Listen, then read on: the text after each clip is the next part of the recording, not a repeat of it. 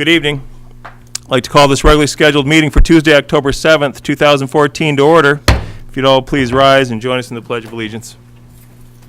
I pledge allegiance to the flag of the United States of America and to the republic for which it stands, one nation, under God, indivisible, with liberty and justice for all. Thank you. Clerk Rattari, roll call, please.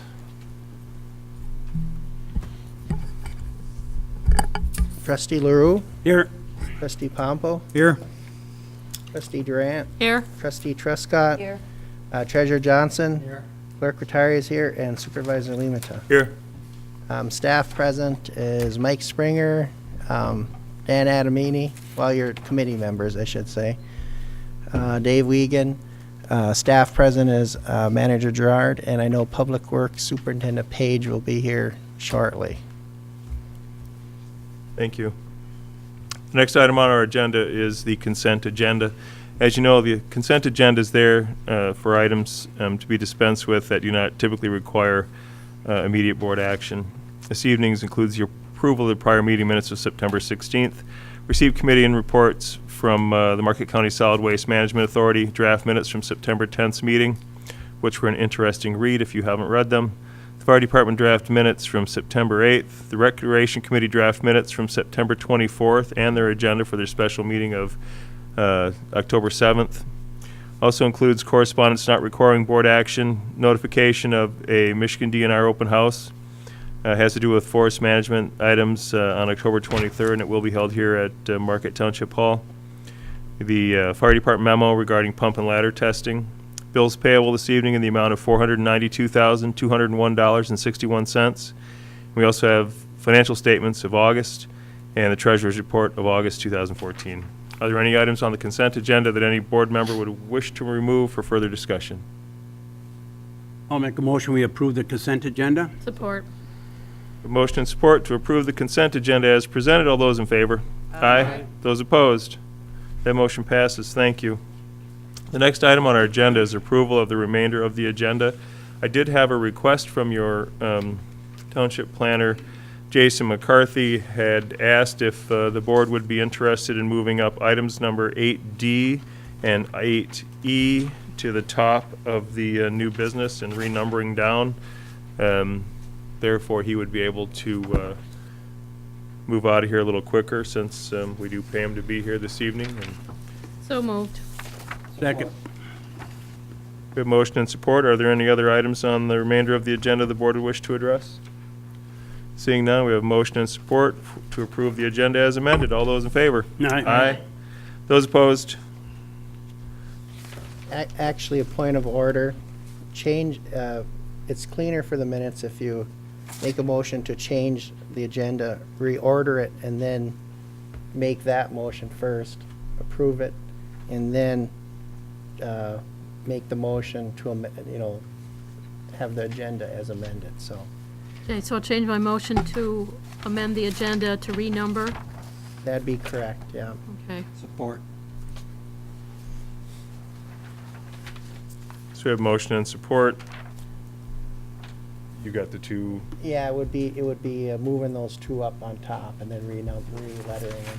So move item number 8D and 8E are your new items number 8A and 8B. All those in favor? Aye. Yeah. Those opposed? That motion passes. Now I'll make a motion to approve the agenda as amended. Support. We have motion and support to approve the agenda as amended again. All those in favor? Aye. Aye. Those opposed? And that motion passes. Planner McCarthy, I think you would have got out of here quicker if we just kept moving.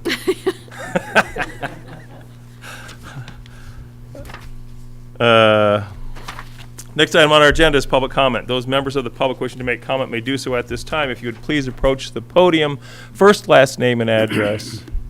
Be appreciated. Thank you. My name is Melissa Andrews, and I live at 1415 Ontario Avenue. And I'm actually here this evening for North Star Academy Public Schools.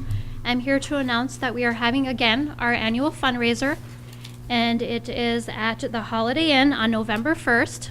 5:30 is social, 6 o'clock we start our dinner. We have live auction, silent auction, raffles. Our grand prize this year is Packer Lions game tickets, transportation to and from the game, and tailgating. That game, I believe, is in December. Tickets are on sale at North Star Academy at the principal's office in the high school. They are $45 a person. And if anybody would like to do any donations, you can also purchase a ticket and donate it back to the school, and we can then donate that ticket to someone that would not be able to come. The second thing I would like to ask is, while I was looking at the web page for the township, I noticed North Star Academy is second from the bottom. And seeing that we are a township, we fought hard to have this township school, and I noticed Marquette Area Public Schools and Father Marquette are also on there, close to the top of the list. I was asking maybe if we could move us to the top so that we can be the most important school for the township, since we fought so hard. That's all I had. Thank you. I think we can make that happen. Anyone else wishing to address the board during public comment?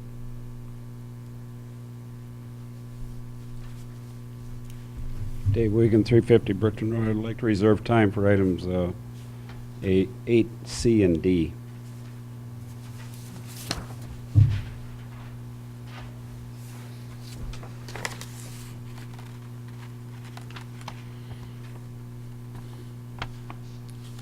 Anyone else? Going once, going twice? Close public comment. Move to board member comment. Those members of the board wishing to make comment may do so at this time. Lynn, I'll start down with you. Just to tell you that I don't have anything to say. Okay, good comment. There was no planning meeting last week, and the library meeting is next week, or before our next meeting. So I'll have a report on those next time. Great. Diana? Ernie? Nothing at this time. Clerk Atari? Yeah, if you have not registered to vote by now, you are not in luck for the November election coming up. We are past the deadline. So I'm sorry, but you'll have to, if you do register, you'll be able, be eligible for the next election, which might not be for another year. But and then an important date coming up is a Saturday, November 1st, from noon to 2 p.m. Myself or appointed staff will be in the office to get any, to issue or receive any absentee ballots that need to go out for the that November 4th election. So that's all I have. Thanks. Dan? Peter? I just want to talk about the road millage coming up. I know everyone has been waiting for the last 7 meetings. For the next 7 meetings, next 4, we got one coming up Wednesday at 6 to 7. Then for the next 3 weeks, Monday from 12 to 1, and then Wednesdays from 6 to 7 for the next 3 weeks. We'll be here to answer any of your questions. We had a rec meeting, and a gentleman said that there are a lot of people have a lot of questions, but they don't want to come. I'm just pleading with you to come up here, get the facts, and so we can explain things. We're not going to sell you on it. We just want to make sure that you have all the information that you have, that you need to make a good vote. Today we had a good session, plus a little road trip, so see what they're talking about. But I really want you to come up. I know you've been waiting for the end. Well, the end's within right now. We got 7 more meetings. We're here to take care of you, so please come. Thank you. Thanks, Pete. The only comment I have also is on the road rehabilitation plan. I know that some of you may have seen the letter to the editor that was in the local paper. Also, I've had some conversations with a few folks around the community, and I really want to stress that the reason that the road committee put the number of meetings together that they did is so that folks would have the opportunity to get the information.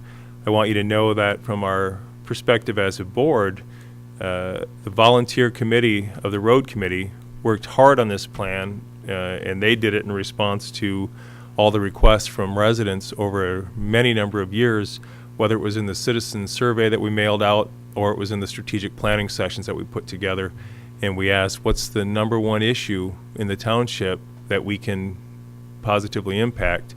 And, it came back roads. Every meeting we held, the citizen survey, everything. One of the number one issues is roads, so we get that. And I know it's a struggle when you don't own roads to start talking about putting some money in, and there's been a little bit of misinformation floating around the community, which is, again, why we wanted to hold those informational meetings.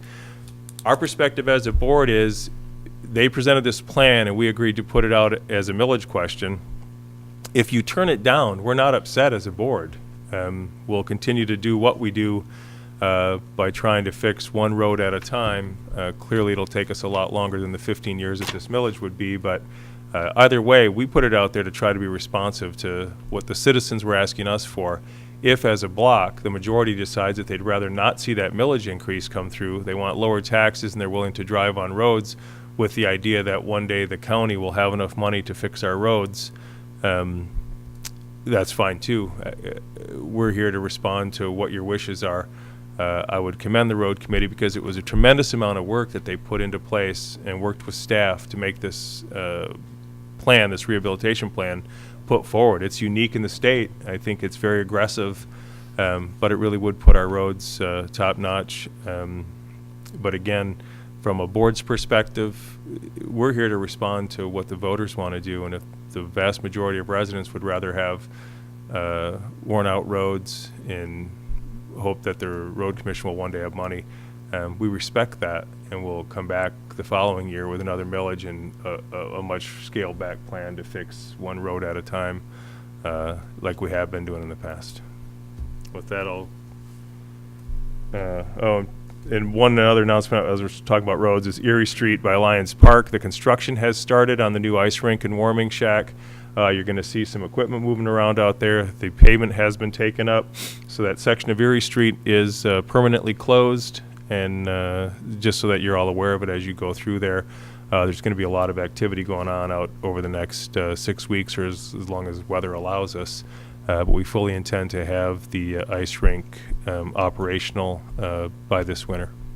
Thanks. Dennis, could you just explain real quick, one of the misconceptions in that letter to the editor was that we would be collecting this millage for a long period of time, and where was that money going? It's not going into our general coffers. Right. It's going to pay for the road improvements. When you collect a road millage, it can only be used for roads, and so if people read that letter, they look at it and say, I think the letter writer said, they're going to fix the roads in 3 years, but then what's the other 12 years worth of money for? Well, clearly we're asked the county to bond that for us so that we can actually get all the roads fixed within a 3-year period of time. They would all be done by 2017, which is very aggressive, but the idea being that if you're going to be paying for it over 15 years, that we would jump in and fix it, and then we'll collect the money over the 15-year period to actually pay back those bonds. So it isn't that we're going to fix the roads in 3 years, have collected everything, and then use the money as was intimated, is that we'd use it for our new facilities over here. That can't happen. It's a road millage to be used for roads only. Thanks. Yep. We'll close board member comment. We'll move on to new business, to our new 8A, which is consider the proposed Marquette Township Maintenance Plan and Marquette Township Iron Ore Heritage Recreation Authority interlocal agreement for Schwemmwood Park Iron Ore Heritage Trailhead. Planner McCarthy. Thank you, and good evening. We've reviewed preliminary scores from the Michigan Natural Resources Trust Fund grant applications for 2014. As you remember, we applied for 2 development grants, both considered to be small development grants at Schwemmwood Park to help improve the trailhead, provide some amenities, and connect the trail from the parking lot to the Iron Ore Heritage Trail right away. In reviewing the preliminary scores, there was a couple of items that were missing that we felt were low-hanging fruit to implement and get on board with the township right away. So tonight you have before you a very simple park recreation maintenance plan. There's really no commitment financially based on from the board or from the Public Works Department. It's just some goals and guidance to help adding sustainable products when we're able to and financially feasible, such as recycled trash containers, receptacles, how to take care of plants, when to seed, and things like that. It's actually something that we don't currently have at all. And it's simple enough and amendable enough, if you will, that it could be changed in the future to be more refined towards our community. However, at this time, we are asking for your support in adopting that as a park maintenance plan to be included in our recently updated recreation plan, which we feel would dovetail as an appendix to that, if you will. It's a good thing to do to be good stewards of our parks, but it's also something that essentially helps us get more points on our grants. We feel that we have a great opportunity to gain these grants this year with the preliminary feedback that we've gotten, and that these two items that you have before you tonight would really help us in that capacity. If there's any qualms about the plan itself, or if you had a chance to read it, and if you have any questions, I'd be happy to answer them. Questions for Planner McCarthy? Lynn? I have one. It was an extremely comprehensive report or request that I thought was very thorough. I'm just wondering if you're thinking, because you kind of mentioned, it was specifics about how to water and when. Like I said, it was very comprehensive. Are you thinking that this is going to involve hiring somebody to take care of it? Or? No, Okay, we would be 'cause you able to did accomplish mention- this with existing Yeah. staff. And again, it's really just a guideline. There's no, like I said, there's no requirement of the board to take any formal action to, make sure that this gets done. It's just a guideline for us to have and to use in the future. So we don't have to have, the grant doesn't say anything about us having to have a dedicated person to do this, because you mentioned volunteers, too. Correct. So I Yeah, we just have a strong didn't know. volunteer group, which has been exampled today. And, I don't think it's anything that's outside of too much of what we already do. It's just more of a guideline moving into the future. And as Mike Springer pointed out too, next year's grant cycles, they're going to require, even more documentation of how do you treat invasive species. Do you have any greenway corridors? You have to document those kinds of things. And the only points that we're really not able to get, because our projects are so tailored to what the MNRTF is actually funding this year, is the metropolitan points. If you're in an urban area or metropolitan area, you get more points automatically, and we do not qualify for those.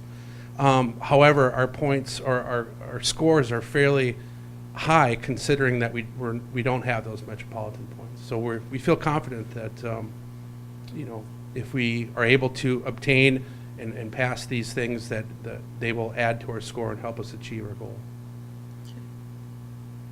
Other questions? Ernie? Like Lynn, I went through it and looked at it, and I thought it was quite an intensive piece of document and that. And the first thing I thought to myself was, what's this going to cost us? And you've already addressed that at this point in time. But looking at the long run, this provides a working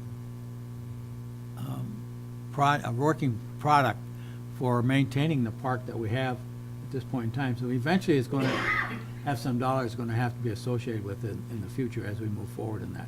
Because I have a feeling that when you look at these grants, they go back in time and look at this, and they're going to ask you, what have you done and how have you done it? And what's your procedure for doing it? So there's something we have to actually look forward to into the future in that too. So. And thank you, Ernie, for that comment. And duly noted, maintenance of parks is a major component of these grant proposals and applications. However, I trust that if we do get the grant and we do improve our parks, we're going to want to take care of them. And so we'll find a way to do it, whether it's with our existing crew. I don't see that we can't get it done with our existing crew, or a volunteer adopt the park type of situation too. Anyone else? Seeing none, it's in a, it's written in a resolution format, Clerk Vitari, but really we just need a motion that would approve the signing of it. Is that it? Yeah, we could make a motion approving it and reference it in the minutes, and then it'd be a roll call vote, and just designate who's going to sign, which probably would be myself or the supervisor. Actually, if I could interject, the park maintenance plan itself can just be approved by the board to be included in the recreation plan. The other document that you have is an informal interlocal agreement between the Iron Ore Heritage Rec Authority and the Marquette Township. This is a document that'll help us get us points, but it's also something that formalizes for us a little bit of less maintenance, because the kiosk that was placed along the Iron Ore Heritage Trail, the pad itself and the trash receptacle that'll be placed there is agreed upon in this document to be taken care of by the Iron Ore Heritage Rec Authority. The rest of the park will be maintained by us, and that's essentially what this document says. So if I Because- understand you correctly, then we would entertain a motion to adopt the maintenance plan, and then entertain a second motion to execute the interlocal agreement. Correct, thank you. I'll make that. I'll make a motion to approve the maintenance plan. I'll second. We have a motion and a second to approve the maintenance plan as presented. Any board member discussion? Seeing none, all those in favor? Aye. Aye. Those opposed? Motion passes. I'll make a motion that we approve the interlocal agreement. Support. Authorize clerk to sign it, or? Yeah, who would you want to sign it, The Pete? clerk? Okay, I'll support that. We have a motion and a second to authorize the interlocal agreement. Is there any other board discussion? Seeing none, do you want to do that on a roll call, or do you want to? It has to be roll call on a resolution. Trustee LaRue, Aye. clerk retires, yes. Trustee Pompo, Aye. trustee Durant, Aye. trustee Truscott. Aye. Treasurer Johnson, Aye. Supervisor Limata. Aye. Motion carries. Thank you. The next item on your agenda is the new 8B. Consider revised resolution of authorization for the 2014 Michigan Natural Trust Fund Large Development Grant Application for improvements to the Schwemmwood Park Iron Ore Heritage Trailhead. Planner McCarthy. Based on our previous conversation this evening, we received the feedback from the MNRTF, and we were surprised a bit because they suggested combining both the small projects that we applied for and creating a large project and leaving one of the small ones alone, if this makes sense. Follow me if you will. In both of the small development grants, we had certain, I would say, minor park improvements to the Schwemmwood Park trailhead. So we were talking about a 6 to 8 foot path that's handicap accessible. We were talking about improving some parking and some native plants and a couple of other minor things. However, if we were to combine the two small projects and change up the scope items a little bit to include a restroom facility, to include the 6 to 8 foot path connecting the park to the parking lot, and to improve with handicap accessible picnic tables, benches, and a couple other items like that, we would score considerably higher. Because based on the input that I provided you from an email, that we didn't have really any scope items in the initial grant that scored really high. They want to see trailheads, yes, but they want to see amenities at trailheads. So with the rec committee's help, we were actually able to revise the scope items for the large grant, or for a large grant, excuse me, and combine it with the small. You've already approved both of the applications matching funds, so none of the numbers change. We just revised the narrative and the scope items to better reflect what the MNRTF is after in their funding cycle this year. So what we have before you, because it is a change to the original resolution, is a new resolution that basically explains that we've combined both the initial grant applications into one large grant application with the funding match that you have provided and that the Iron Ore Heritage Rec Authority provided to meet that new goal, which is a larger grant application, essentially, but it has the same amount of match money that you've already provided. I know that's probably really confusing, and I apologize. But we feel that if we're able to do this and the resolution is approved, we have a much better chance of getting funded at the large level and accomplishing a lot more right away. Otherwise, we're going to be nitpicking and kind of, nickeling and diming it over a course of several years. If we got the large grant this year, we would basically be able to accomplish most things on the conceptual plan that was provided by UP engineers and architects for that whole property. Yep, so it isn't another financial commitment on the board's perspective. It's the exact same financial obligation we put in for our matching funds already. Correctly, just reworded. Okay. Board member questions for Planner McCarthy? Seeing none. Clerk Rattari? I'll make a motion to approve the resolution for the, I guess it would be the trust fund township match. And will be referenced in the minutes and be a roll call vote. Second. Motion is second. Any other board member comment?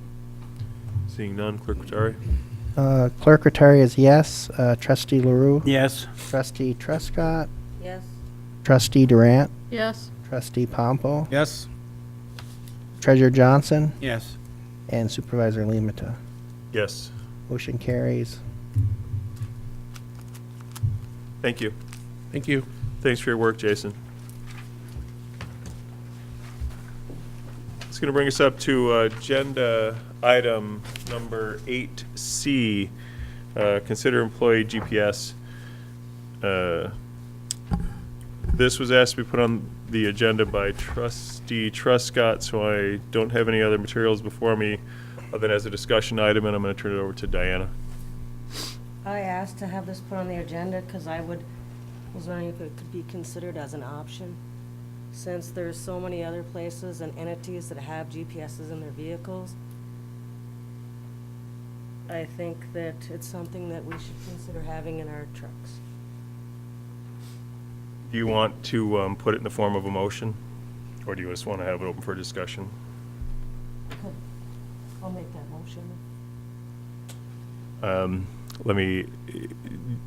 Do you want to make the motion to have, I think maybe you may want the motion to read, to have Manager Gerard research options and bring back to the board at the earliest possible date consideration of the addition of GPS tracking in township vehicles.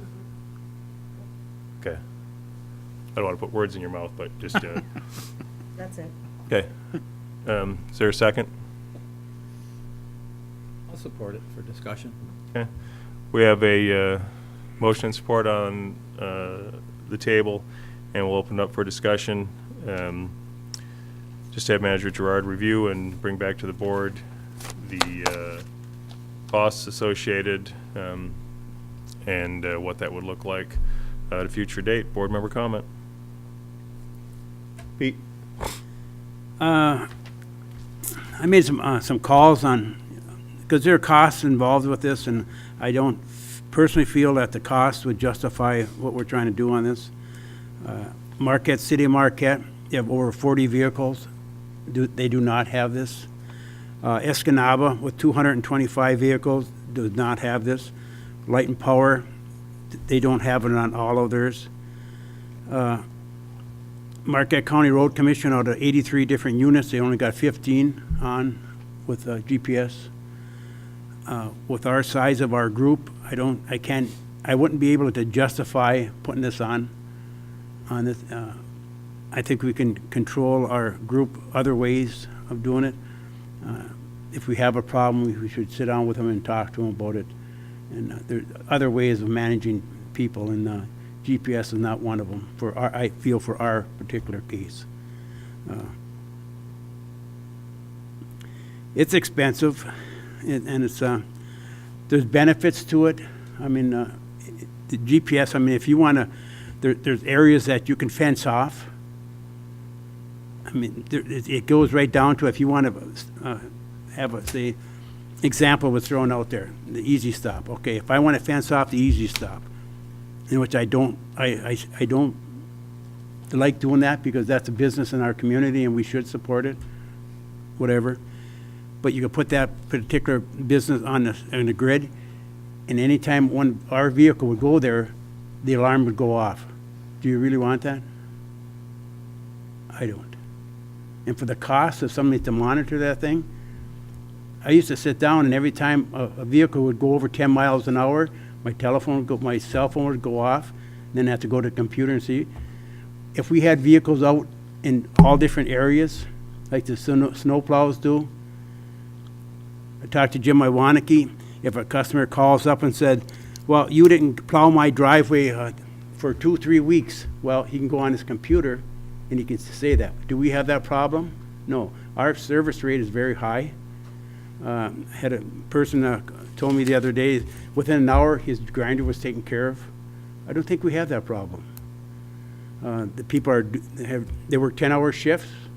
They get 2 breaks and then get a lunch hour. They want to stop and pick up a pop. I don't have no problem with that. Do we really want to spend? You're not talking a couple dollars here, and we're scrambling in the public works department for a couple dollars here, a couple dollars there. Don't kid yourself. It's not worth it. So I mean, I can go on, and I work with GPSs at my other job, and in some cases, it's good. If I want to find out how many hours of idling the vehicles were idling, I could find that out. When these guys are out on the road, do I want to know if they're idling in the wintertime? Hell no. If I go in here, the people in the office, it's kind of warm in there. That's their office out there. They're going to have it idling. Do we know they're going to be idling? Yeah, we know they're going to be idling because they have to have their 4-way flashers on if they're on there. So just be careful of what you really want to achieve with this. Is there another way of doing it without spending the money? So that's my... Thanks, Pete. Who else? Dan? Well, obviously, where you worked before, they had the GPSs on a truck for a reason, I'm assuming. I'm not saying that I'm not saying, this came up, I think, with public comment to board members concerning vehicle locations, and I'm not saying that they're wrong, that they're not on their break. I don't know. I really don't know. Do I contact every time I hear this? No, I hear it. I'm sure other board members have said that they've heard it from individuals. I don't know what it would cost. I think the motion is simply to direct Manager Gerard to find out what it would cost. It's not saying we're going to go out and buy them. Like you said, you've dealt with GPSs where you worked, so there's a reason that they put GPSs on vehicles. I know AT&T trucks all have GPSs on their vehicles. It's not necessarily, and like you said, you get an alarm when they go over 10 miles an hour. I know the trucks that are coming from the mines have GPSs on their vehicles. They go over 10 miles an hour and there's alarms flying. It's just, it's the wave that's what's happening. I'm sorry. I don't get, it's like you're saying that we're all against the water department, that we think they don't do anything. You have to look at it from a board standpoint that this is what we're hearing from individuals. That's all I can say. So if this is going to cost a lot of money, yeah, I would say we wouldn't get it. But if it isn't going to cost a lot of money and somebody comes to me and gives me this impression that one of our workers has been sitting at the Easy Stop for an hour and a half or whatever, I can simply say, well, let's see. Let's look at the GPS. No, they were there for 5 minutes. It's just a simple... It's just stuff that we hear continually, and maybe it's the same people that keep telling us. I don't know. I mean, I hear it from a couple different ones. I'm not sure who the other board members hear it from, but it's just a way for us to say, no, you're wrong. Here they are right here. Here's the printout. They were there for 5 minutes. They got a 15-minute break. That was their break. That's their lunch hour. That's all I can say. Clerk Pajari? Well, I know it's just for investigation purposes, but I still will not support it because I think we're spending dollars to save pennies. There's more technology to go wrong. I've been here for 10 years almost. No one's called me yet, so I don't know who these people are. And I did talk to legal counsel about that, and he said, if they contact you. And, there's methods of handling that. If they don't give their names, then I'm sorry, but we can't really address that comment, And and that's coming from our legal counsel. They have to contact staff, so there's written documentation over that. And like I said, I've been here for 10 years. I've got a few comments from residents. I've not gotten phone calls over it. So I don't think the small number of people that this is coming from is worth it to maybe have a big expenditure, but I don't know what it's going to cost, so I can't say that for sure, but those are my comments. Thanks, Clerk Patari. Treasurer Johnson? I motioned it, seconded for discussion on that. I go back to one of the MTA conferences I attended a couple of years ago, and they were making, one of the individuals from there was making a report on trying to monitor what was going on in the township, and one of them was GPS on their vehicles, and we listened to him. And he says it's not so much for the township, it's for protecting the workers, is what it amounts to. Because there was people who were saying that they were setting here, there, and everywhere. And he says, we found out it was not true, but we were able to prove to the public that it was not happening and that. Because they come up and they said something, and we were able to pull up the information, and no, not there. So that's the direction they took, and that, they moved forward on it.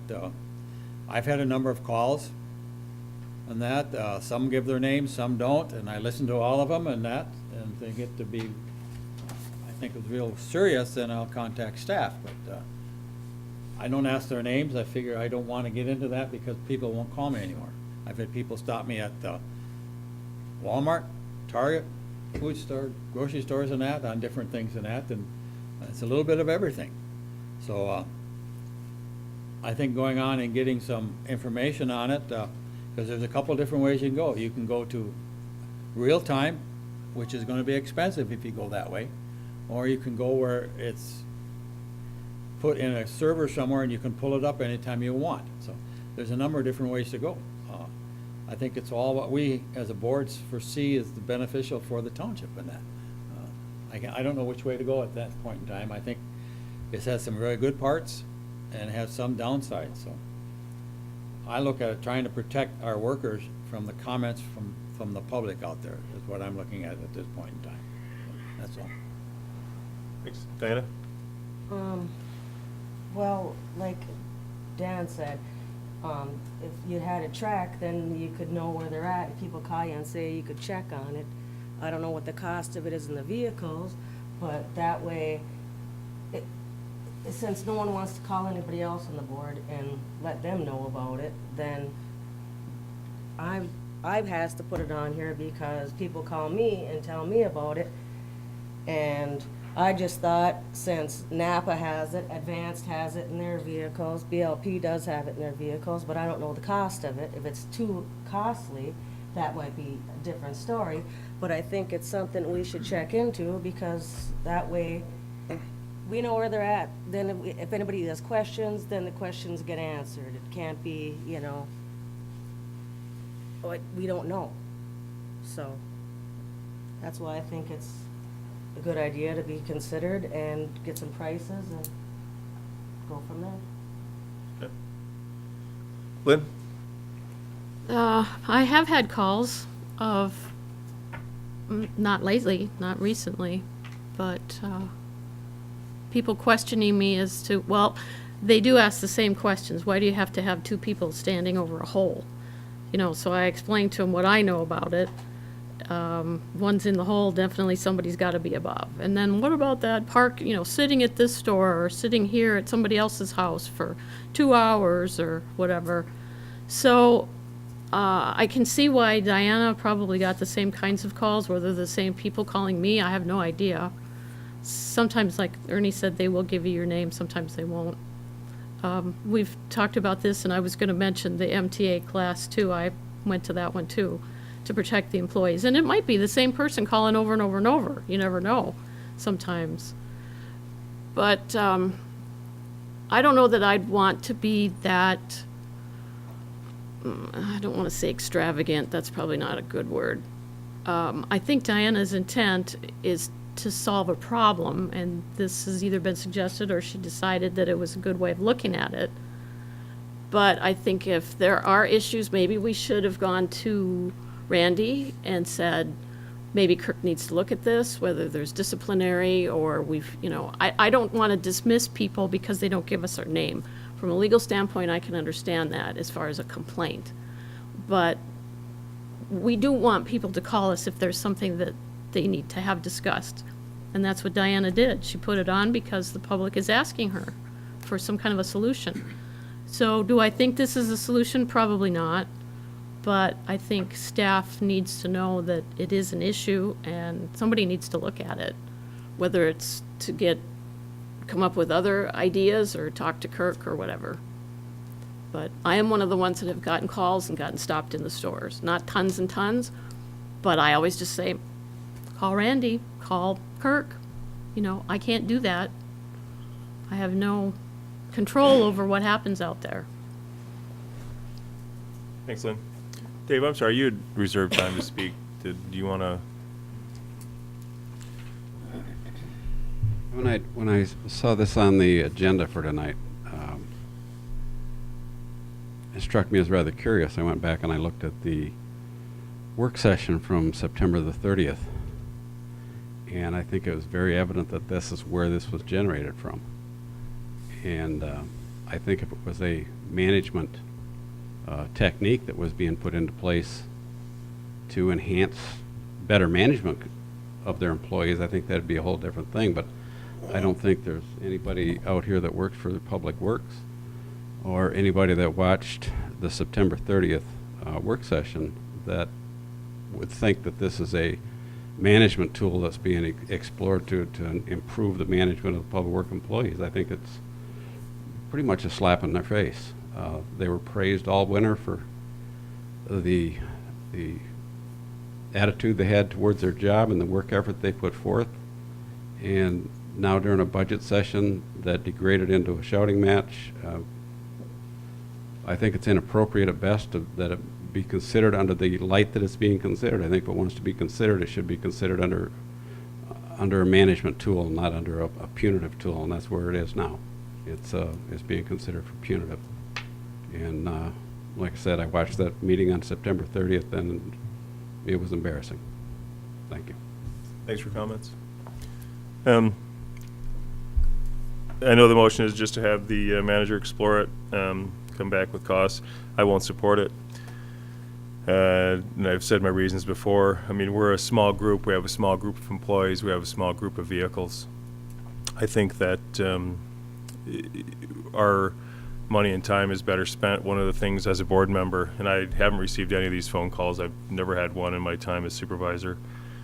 But as they come in, and if you're watching this at home and you're one of the folks who called one of the board members to complain, I can only encourage you that as a board, we don't manage employees here. We only have one employee, and that's Manager Gerard. All of our employees work for someone else. There's nothing we can do. Clerk Otari is right. If you won't give us your name or allow us to move that forward, then you don't have a complaint. We can't follow up anything that's an anonymous complaint. It just isn't fair to employees. Employees have the right to defend themselves against those charges. But if you want to register a complaint or you want to know why somebody is sitting somewhere, the appropriate response would be to, if you want to reach out to a trustee or any other board member, that's fine. But our job is to steer you back to the township manager and have him do the follow-up on it. He'll investigate it with Kirk. Could they use this as a tool? Absolutely. I think you heard it explained very well, Trustee Pompa, that it could be used as a tool. But I think that we're such a small group with a small number of vehicles that for the handful of complaints that apparently come in, doing our own follow-up would probably better serve us. There's nothing wrong with exploring it and finding out what the price attached would be, but at the same time, I just think that we can handle it on our own and take those complaints and steer them to the appropriate source with some identifying information. And really, it's from our standpoint, if they're not comfortable calling Kirk or Randy, our job is to get their name and phone number, the date that it occurred, the time that it occurred, where it was, where the vehicle was, at least we can give them something to follow up on. So if there's a complaint, we want to be responsive to the complaint, but it's hard to do without any identifying information. And that's my thoughts on it. So we have a motion and a second. Any other board member discussion? Seeing none, we have a motion and a second. The motion is to direct Manager Gerard to research and report back to the board on the options and costs associated with GPS tracking in Marquette Township vehicles. All those in favor? Aye. Those opposed? Aye. Aye. No. Got that? I did not hear if you, so I'm going to do a roll call, so I do get the proper roll on this. The motion maker is trustee Trescott? Yes or no? Yes. Second is treasurer Johnson? No. Trustee Pompo? No. Trustee LaRue? No? Trustee Durant? No. Secretary is no, and Supervisor Limata. No. Motion fails, one yes and 6 noes. Next item on our agenda is consider time studies for staff. Go ahead, Dan. I just wanted to clarify my no comment. I think it's out there now. The problem is out there now. And if we keep getting phone calls, then I guess maybe we should revisit it at some other point in time. But we know the problem's out there. It's been discussed, so just hopefully it can be handled inter-office. So. Next item on your agenda is 8D, consider time studies for paid staff.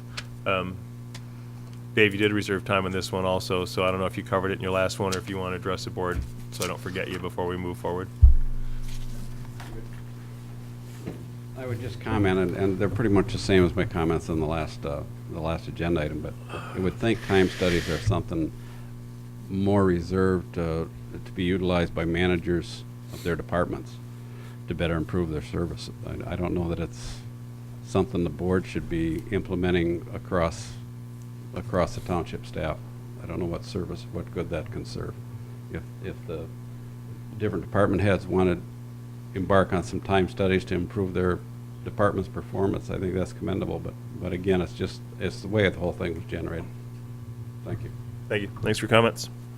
This is on the agenda, again, came out of a discussion in regards to, I think one of the comments that was made was, we don't know where they're at or what they're doing, and a time studies would help us, especially in the light of the fact that this budget we're looking at adding or being requested to add additional staff to the Department of Public Works, and that's where this came from. Treasurer Johnson had talked about being involved with many time studies in his previous employment, and that's where this came about. So Treasurer Johnson, I'm going to throw to you about the time studies, and Thanks a lot. you're welcome.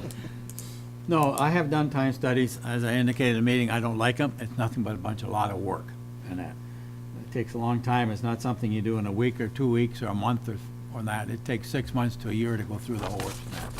Part of this came about with the request for additional staff in the Public Works.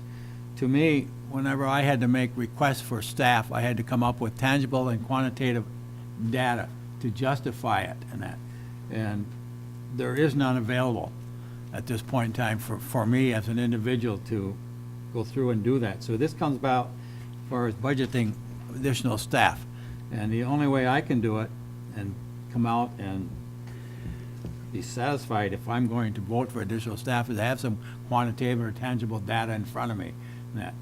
That way I can answer questions to the residents of the township of why we're spending money for additional staff.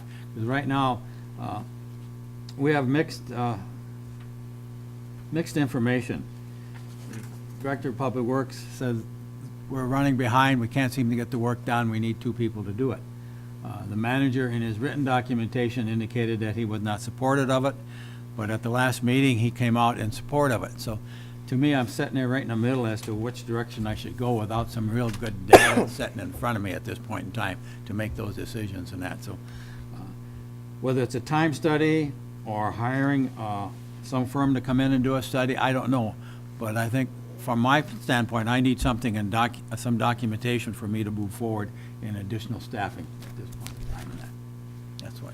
Would you care to put that in the form of a motion? I don't really know what kind of motion we want. I'm not sure of a time study. I don't know if that'll do it, but that becomes lots and lots of work for a lot of people in that. So you have two things, time study or bring in some type of an outside firm to do a study as to what's happening out there. So I don't know if we want to move in either direction at this point. I want to make sure people understand that I am concerned because I don't have anything in front of me in that. And to do that, you're going to take months to come up with any information at all in that too. So I don't know of a motion, the way to word a motion at this point in time, other than indicate to the manager to provide the board with some options for providing information, quantitative or tangible information, so that we can make a decision for hiring personnel in that. So that would be about the only thing I could come up with in that, and leaving it kind of open in that, leaving it to the judgment of the manager in that, so. Okay, so your form of motion, ask manager to provide back to the board as early as possible date, options in regards to quantitative analysis of whether it's time study or outside consultants Right. review. Okay.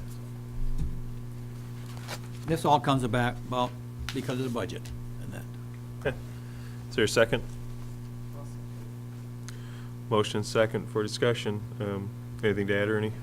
No, I think I've had my say, and that's why I want to move in the direction. Diana has second. Just that it's because of the budget with the additional workers. That's Okay. Lynn? I guess following kind of what Ernie said at the last meeting, I had requested two from the supervisor or the Kirk, to justify some of what he was asking for. And I don't think I'd agree with the time study. That's way too involved. I don't know what's exactly involved, but I know it's more than what we're probably looking for. But I think we need some kind of, if we're going to be talking about this in the next few weeks, whether or not we are going to hire somebody else. I would say justify it too. In my budget experience, we have to have some reason. And I think the time study's an extreme. I wouldn't support that. But I think just having Kirk try to explain to us why he thinks it's necessary. And I don't mean just why, I mean, we've got to have some numbers, I think. It says specifically what's getting missed, or, I mean, this is a big expense. So, that's my thoughts. All right. Pete? Well, like I said the other day about, you know, why you hire people, and we're here to look ahead, looking for the future. You're planning ahead. That's what budget sessions are for. You plan ahead. We're supposed to be looking for the future of the township. I look at the list of our employees. We don't have that many of them, but we have people with 35 years, 21 years, and as you go down. And we have to plan for also not only money, but you have to plan for replacement of people because we're getting older. And the knowledge that these people walk around with, and that's what I look at. If you talk to some of the contractor out there and you ask about our people in the township, you know, like Joe and Barry, ask them about what they know, what they don't know. You know, they'll tell you. You just talk to those guys and they have such a wealth of information. You know, you don't have to go to no books or anything like that. They got it in their heads. And so that's what I look at. How long are they going to be here? And if he gets to hire someone else, he's behind on his work right now. Well, you can always find reason why, oh, he's not doing this, he's not doing that. But I think he's justifying by saying he needs more help. And also, you have new people coming in, learning the business. And that's where I was coming from. So. Thanks, Pete. Dan? Well, concerning the time study, I also agree it's a very time-consuming, I've been through them process. I don't really know if they're all that accurate. Obviously, it's to have an outside firm come in would be I'm sure, very expensive. And again, I don't know if you're gonna get a valid solution to the problem, so I guess if it's just to find out how much it would cost, I guess that's fine, but I don't really foresee doing anything about it at this point in time. Clerk Patari?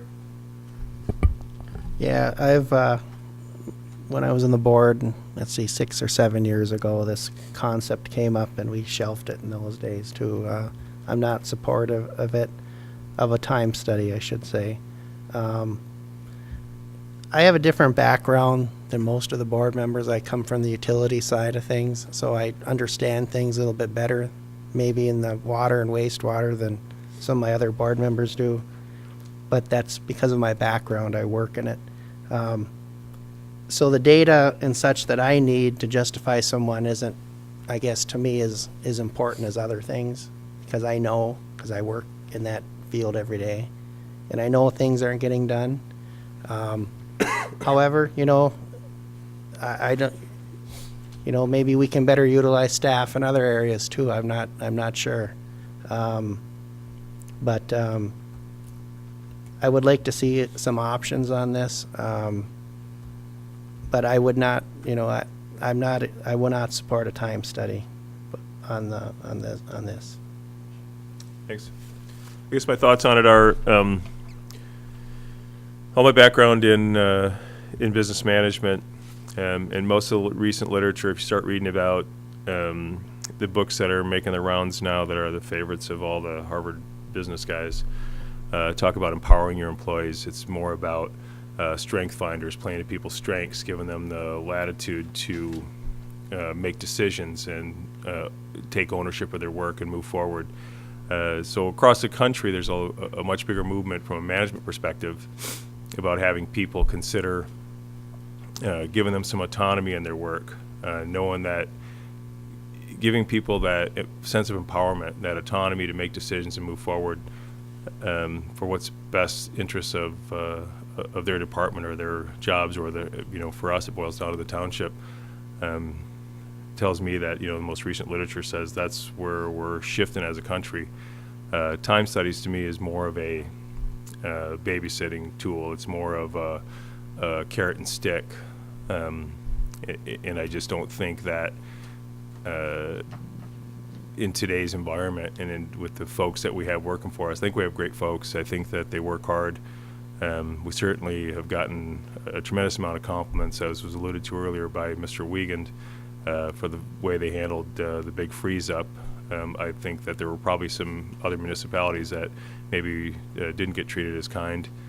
I think that it just sends the impression that we don't trust them, or we can't trust our employees, and I'd much rather send the message that not only do we trust them, but we believe that they'll make the right decisions when given that time. So I will vote no for any type of time study. I think it's an expense that what we do with it when we get it done, if we're only doing it so that the board can justify Kirk's request to increase staffing, I think we're better spent by looking at sitting down and talking to them about what's not getting done, whether we do it at board sessions or whatever, having that conversation about what would it mean if that person comes on board, what does it mean if that person doesn't come on board.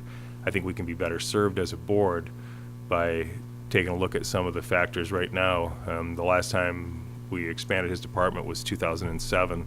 The township's SEV has grown over 31% since that time. That growth equates to additional responsibilities, and then you have something like last winter, which we could be faced with the exact same weather this winter with the way things are going. I think it makes sense. I think he has justified in his narrative why we should expand his department, especially in light of the fact that he's telling us that he's not getting all of his maintenance done. He's trying to keep up with some of it. He's doing what he can, but they don't get all the maintenance done. And I think that is enough of a time study for me that tells me that he's trying to do the right thing for the township. He's trying to use our people wisely, but he just doesn't have enough manpower to get it done, at least in the Department of Public Works area. And therefore, I would not support moving forward on it. We have a motion and a second. Any other board member discussion or follow-up? Being none, motion is second, request the manager to provide the board with options regarding quantitative analysis of either time studies or outside consultant review of our employees to better enable the board to make budgets during staffing requests. I think I got that right, Ernie? Close to it. Thanks. All those in favor? Aye. The nays? No. Nay. Hey, I think that's 2 and 5. 2 and 5. And Motion fails. Randy? Just a quick comment. It's becoming evident to me that at least some board members have misread what my representation was in my narrative for Public Works. I did not say that I was opposing Kirk's request for an additional staff member. In fact, it is included in my recommended budget in the numbers. If you'll read what I have in my narrative with regard to the water system, and it's exactly the same in the wastewater system, says that Kirk proposes to add 1 service worker position shared 50% with the water system, the wastewater system. Manager's recommendation presents remaining at the current staff level. The impact of adding 1 service worker for applicable wages and roll-up benefits would be $42,770 or $21,385 to both the water and the wastewater system budgets. Such an addition would not necessarily provide for modified working schedules, but would allow for improved ability of Public Works staff to effect the more routine tasks such as meter reads, meter swap-outs, and general preventative maintenance that is currently on a catch-as-catch-can basis. So that was a support for that. The question to the board is, do you wish to do that? Do you wish to provide that? I further went on to suggest that a better suggestion would be 2 staff to allow for additional work to be done. So the reading that I'm not supporting Kirk's request for 1 staff member is not accurate. Thanks, Randy. The next item on our agenda is AD, consider City of Marquette traffic route meeting request. I'm sorry the letter didn't get it put into the packet for the public, but all the board received an email from the city manager's office and an accompanying letter from Mayor Nemi from the City of Marquette dated September 30th. And without reading the whole thing, the gist of it was they're looking for a mutual transportation solution that addresses short and long-term needs of all interests and parties and which delivers a safe and scalable solution. Basically, what they're asking us to do is join them in a joint special meeting between all elected officials or board members from the Marquette County Board, Road Commission, the Marquette Township Board, the Negaunee Township Board, and the City of Marquette. I'm not sure why Powell Township was left out, but I did forward the letter over to Darlene in Powell Township so she would be aware of it and perhaps could get invited to the meeting as well. He goes on to say, while past discussions have primarily focused upon administrative considerations, our hope would be to enjoy candid dialogue that will result in an agreement and practical solutions. Just to bring everybody up to date, we have been meeting on what they're talking about is a proposed truck route, really, to route trucks around the city and out through the township.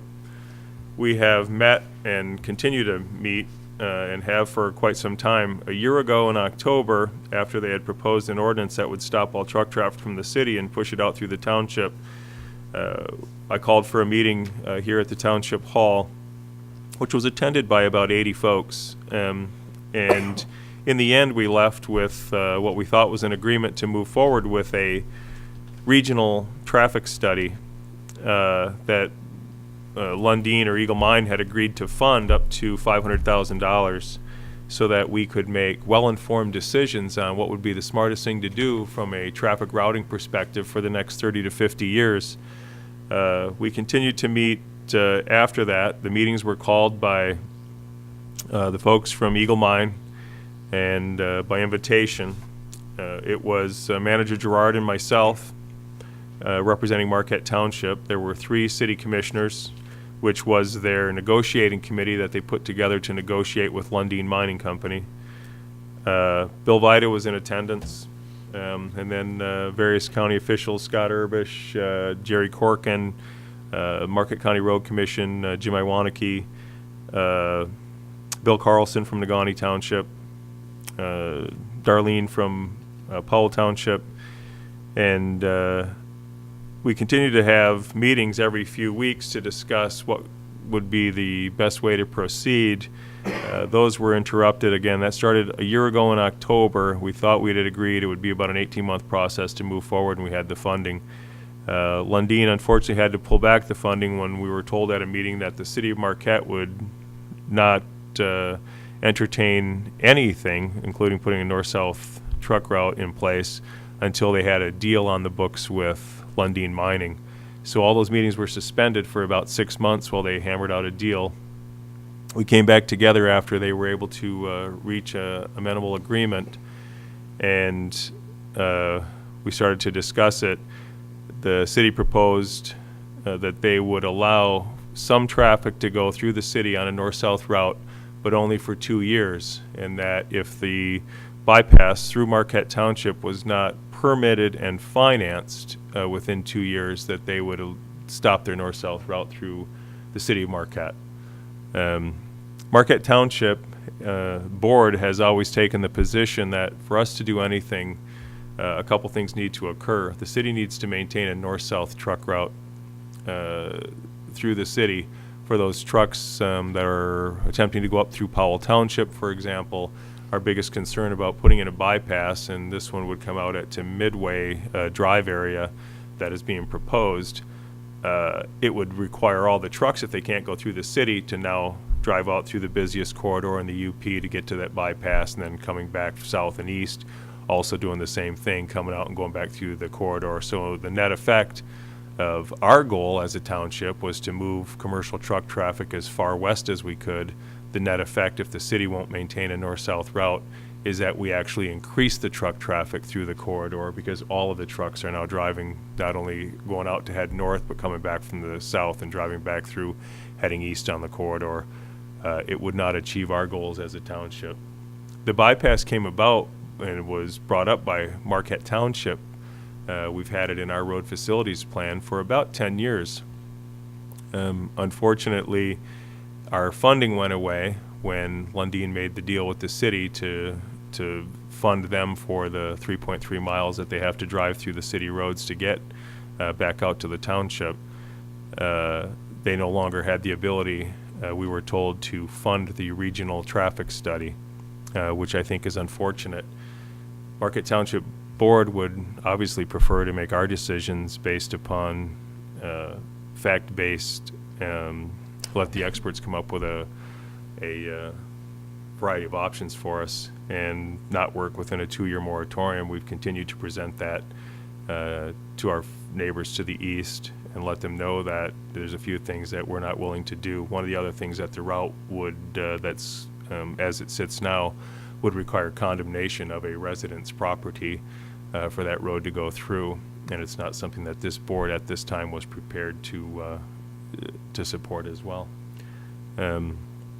So here we sit. Unfortunately, now it's been 13 months since the initial agreement to fund that 18-month study. I wish we would have been able to move forward on that, because we would be, less than 6 months away from looking at our first reports back on fact-based numbers and where we think traffic patterns are going to go based upon master plans for the entire region. And it seems like we've gone 13 months and now we're back to square one and we don't have funding for it. I appreciate them reaching out and saying they would like to meet with us, and they would like to meet as early as this week or next. I think they have some sense of urgency due to they're going to lose 3 commissioners in the election next month. But they've reached out to all of us and asked us, so we wanted to put it on here. I wanted to have it on our agenda before I responded back to the city commission on availability, because I wanted the board to have the opportunity to present a united front, know what our direction here is moving forward. I can tell you that Negaunee Township Board has chosen not to participate in this meeting. They're only sending their supervisor, Bill Carlson, to be their representative, which has been done in the past as we move forward. But you all have the separate invitation. You're all able to respond. I just think it's important that as a township, we agree on what our direction is moving forward before we agree to sit down and start this process. So, with that having been said, I'll open it up for board member discussion. Pete? Under the circumstances, I look at this, and we've been waiting for how long now to participate in this meeting, and now because we're coming up against the election, now they want us all to come over and talk about it. I honestly believe that with our budget we got going now, and we got other things going on, I think we should just wait till after the election so we know who we're dealing with, and then sit down and talk about it. If you want to go as far as one person rather than get too involved in it, just tell them we want to wait. We want to wait till after the election, see who we're dealing with. I mean, we're willing to do it how many months ago? And then all of a sudden, because they're going to lose three, because what they agreed to now could be changed when the other three commissioners get on there. So, I mean, it just, why are we Johnny-come-lately, sorry, we used to say. And I would be against all of us going over there and start doing discussing it and that. I think wait till we get our budget done, and then after the election, then we can sit down and talk about it. Thanks, Pete. Ready? I think, following Pete's example too, going back in time when we tried to put together a cooperative committee, and they were for it until they found out that they had to go alone, so they were looking for money. And once they did that, we were just kind of a stepchild sitting out there until they got their dollars. And now they got their dollars, now they want to do something for everything and that. This letter itself is interesting when I read through it, and that unregulated use of roads is creating public health and safety impacts. They said that before, and that all the way down the line. And that they forget that McClellan is classified as a truck route. There's no way out of it, and they want to get out of that end of it completely in that. So, be honest with you, I'm not really interested in talking with them until after the election, as Pete says. I'm trying to go back and I try to find out some of the information on their agreement with Lunding as to their financial agreement. There was something in there and about that they had to do something to get an alternate truck route going, and that within a time frame, and that too. And I couldn't find it in my file, and that's not unusual with the amount of information I get. So at this point in time, I think I have to go along with Pete that if we send one person, whether it be the supervisor or someone else that's of interest, to go and set and see what's going on. But after election, we'll see what's going on, because you don't know who you're going to get on there and what their thought patterns are. So that's my feeling. Thanks, Ernie. Dan? Well, I agree. I don't understand why we would meet with them prior to the elections. I mean, obviously, it's not going to be the same people after the election, so why would we not wait at least until the elections are over with anyway? Clerk Tari? I agree also. I'd even go further, say I'd wait until you get a regional traffic study done so you get some factual based comments, from that firm. Then sit down and with each group and, try to figure it out with some factual basis to it. I mean, again, that's my comments. That's what we've always stated. We'd want a regional traffic study done first, and then we'd sit down and talk with them. Diana? I concur with my board members. I think we should wait till after the election. Lynn? Ditto. I mean, a couple meetings ago, I said the same thing. I'm all for having a meeting, but if there's not any good, what are we going to talk about? What's in their best interest? They've been kind of stringing us along for how long, making decisions that affect us without our knowledge, much less our cooperation or participation. And I've been passionate about this from the beginning, that they need to, I definitely would support a traffic study, and we need to deal with the people that we're going to be working with when they're finished. If they're under some kind of a time constraint, that's their problem. I don't appreciate being dragged around through the mud and then all of a sudden they want something. I told one of their commissioners, why can't we get together and talk? And that was months ago, so it still hasn't happened, because it's got to be on their terms. And, you know, they forget. We're not the stepchildren. They're not the big brother. Marquette Township was here first. They kind of evolved from us. So I'm getting tired of being pushed on the side. They need to, the study needs to be done first. If we have to contribute or get grants or ask Lundin or involve everybody that is involved and get a donation, sell pasties or something to come up with the money. I'll buy one. Yeah, this is the whole county. It's not just about the city, and it's not fair. Thank you. Thanks, Lynn. I agree, obviously. I think that making fact-based decisions about that have long-term consequences is what it comes down to, and that's why I called for the regional traffic study a year ago. I think that we need to be able to get it right. You know, we have one time to get it right, and I use it a lot of times for an example.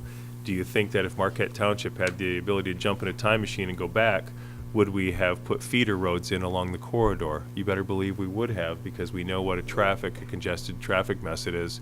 Unfortunately, we can't fix that now, other than to continue to work with the road behind Lowe's and some of the things that we're trying to accomplish as we move forward. But we had the chance to get this right, and I would call for the study first. And I mean, we can go to this meeting and let them know that that's our thoughts, that we're going to call for the study and try to secure funding, because the funding dried up through their negotiation process. But it's tough to make. We're not doing this not in my backyard thing. We've continued to be transparent and straightforward and said, we're doing this in the best interest of the region.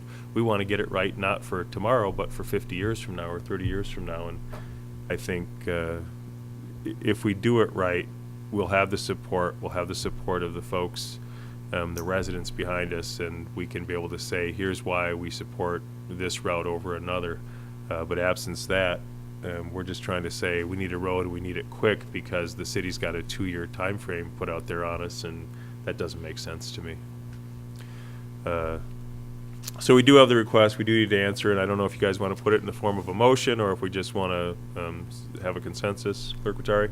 I'll make a motion that the supervisor drafts a response to the city of Marquette for this item. I'll second A motion, a second. Board member comment? Ernie? Going to have anyone that's volunteering to go sit in it? I'll be happy to draft a response and go to the meeting, and let them know what our response is, or I'll hand deliver our response if there's a meeting. The question is, do we want someone to go? It's a public meeting, anyone can go. Right. Are you going to represent the township and deliver that? Yeah, I can send it out to them in advance and still attend any meeting. Whatever the board's wishes are. Just because we shouldn't have a bunch of us go if we don't agree with it. If someone goes, we should have one person go, hand the letter, or don't make any statements, because the TV6 is going to be there, or TV3, and we don't want to get caught up in someone making a statement that don't concur what our feelings are. So we've got to speak with one voice in something like this, because how we feel and what we've been saying, we want to make sure we're consistent. It's a game that we're playing right now, and I just don't like it. They had a good opportunity to go back when they could have hauled coal along the lake instead of coming all the way up into the township and going back down and haul coal out to the power plant. It was kind of stupid on my part. They could have went right along the lake where there's no traffic, but no, they had to push the point, come all the way up through our corridor down out to the power plant. Just nuts. So. Clerk Rattari?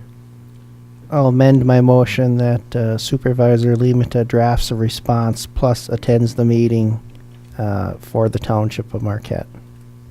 That does not preclude any other people from attending, but at least our official response comes from the supervisor. And who seconded your motion? Trustee LaRue I did. second it. Is that amendment acceptable to you, Pete? Yes. Other board member discussion? Seeing none, we have a motion on the table. All those in favor? Aye. Those opposed?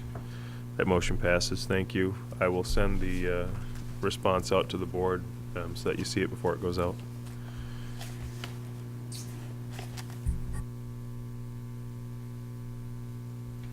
Thank you. The next item on our agenda is 8F, consider the State Disaster Contingency Fund Grant Resolution. Clerk Vitari. Yeah, Superintendent Page has forwarded this to me to be on the agenda for this evening. This is part of our process of applying for some funds for the winter freeze. So the resolution is before you. If any board members have any questions, Superintendent Page is present. And I'd make a motion to pass this resolution and get it in the process so we can hopefully acquire some of those funds that we need for some of those winter freeze problems. Is there a second? Support. Good motion and support to move forward with the resolution. This does deal with the Section 19 monies that were discussed. I know that the community block grant funds, the board has some questions on those, and I would like you to hold those until we get to the manager's report, specifically for Manager Gerard. And let's just deal with the Section 19 grant resolution at this time, if we can.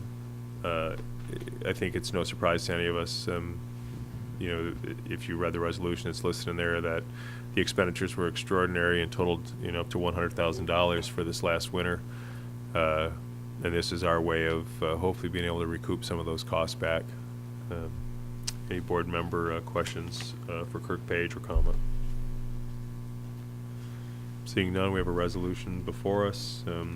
Clerk Vitari? Clerk Rattari is yes. Trustee LaRue? Yes. Trustee Pompo? Yes. Trustee Truscott? Yes. Trustee Durant? Yes. Treasurer Johnson? Yes. And Supervisor Limata. Yes. Motion carries. I'll amend that resolution and sign it also, and I'll put the seal on it so it looks more official. Thank you. Next item on your agenda is 8G, consider Trowbridge Park Low Pressure Force Main Project Phase 2 Contractors Pay Request Number 2. In your packet, you have the request from Superintendent Page dated October 2nd, detailing that the pay request number 2 in the amount of $87,385.75 submitted by Overstar Inc. for the Trowbridge Park Low Pressure Force Main Project Phase 2 has been reviewed and recommended for payment by North Country Engineering. I concur with the recommendation and respectfully request payment to Overstar Inc. in the amount of $86,385.75. Also has the contractor's application for payment attached, as well as a breakdown of the expenditure and North Country Engineering's recommendation for approval. Let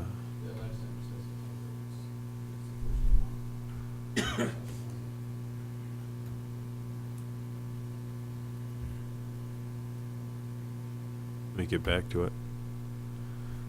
$87,385.75. Make up your mind. Thank you.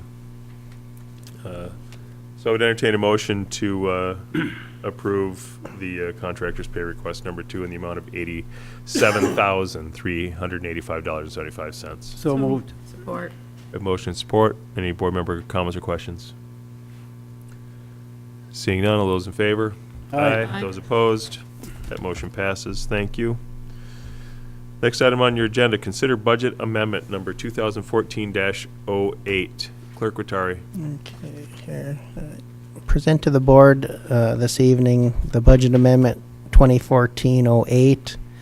And the highlights of that are authorization is requested that $250,000 to pay down the principal on the fire hall loan. $300,000 was received from the transfer of the old fire hall for the public works facility. In part was used for expenditures.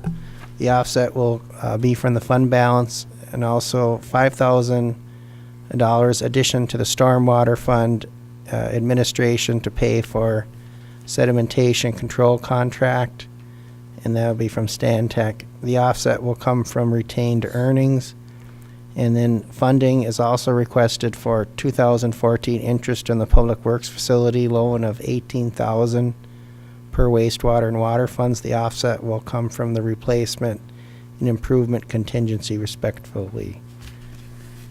And I make a motion, we accept that. Support.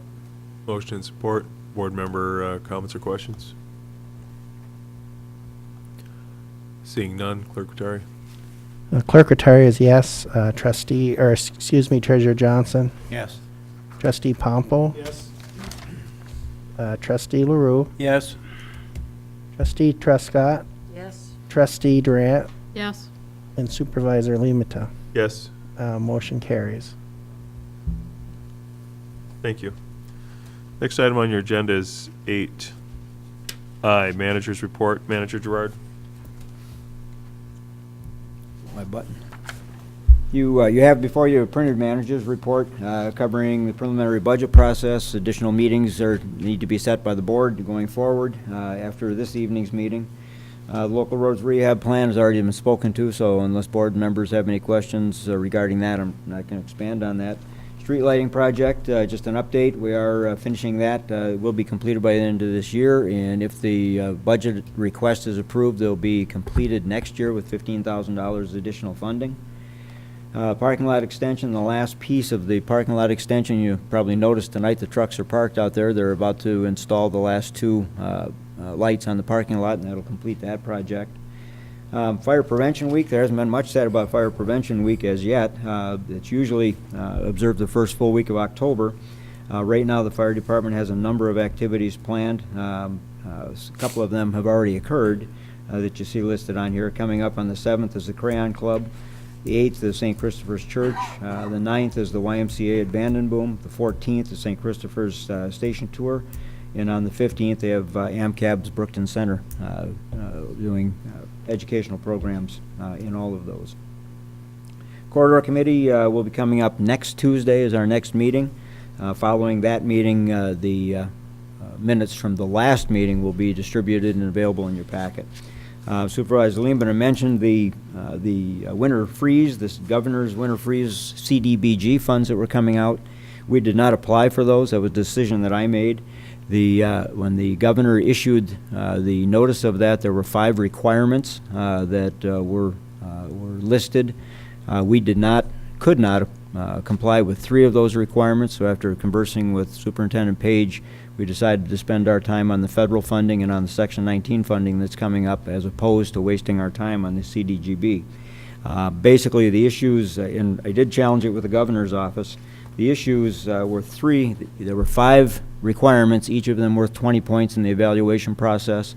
The ones that we could not comply with were having a traditional downtown, which was built in the CDBG.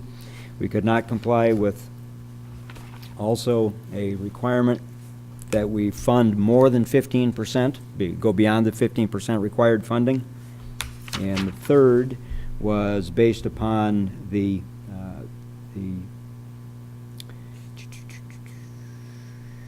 in essence, it was a population issue, the per capita cost that we would be amassing. So we couldn't compete with the cities. There was no way that we could compete on a population basis. So we challenged that with governor's office. We did not get any feedback from the governor's office advising other than that. The listings that were in the newspaper that Republic Township was awarded, they have the City of Republic, so they have a traditional downtown. Forsyth Township has Gwin. Let's see who else was on there.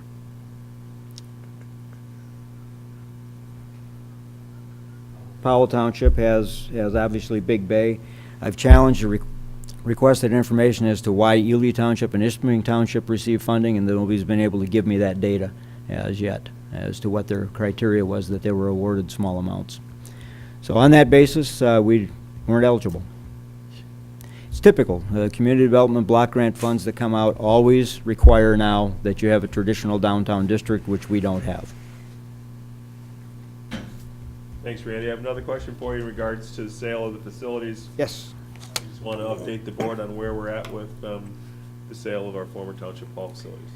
I believe board members are aware, I'm not sure, but I believe board members are aware that our civil council revised the purchase agreement to address some court issues that were taking place, and we will be meeting with the purchasers tomorrow at noon, as a matter of fact, and I expect that that'll be signed at that time. And before the board on the meeting of the 21st, I would assume? That would be the target, yes. Any other questions for Manager Gerard? Lynn? Randy, just to follow up on your, the grant you were talking about, you've mentioned that before about us not having a downtown and missing out on some different grants. We've talked too, and even at the planning level, about, resurrecting the DDA and actually having our downtown in this area. That was kind of the idea. So is that enough going forward that that's going to help us with some of this stuff?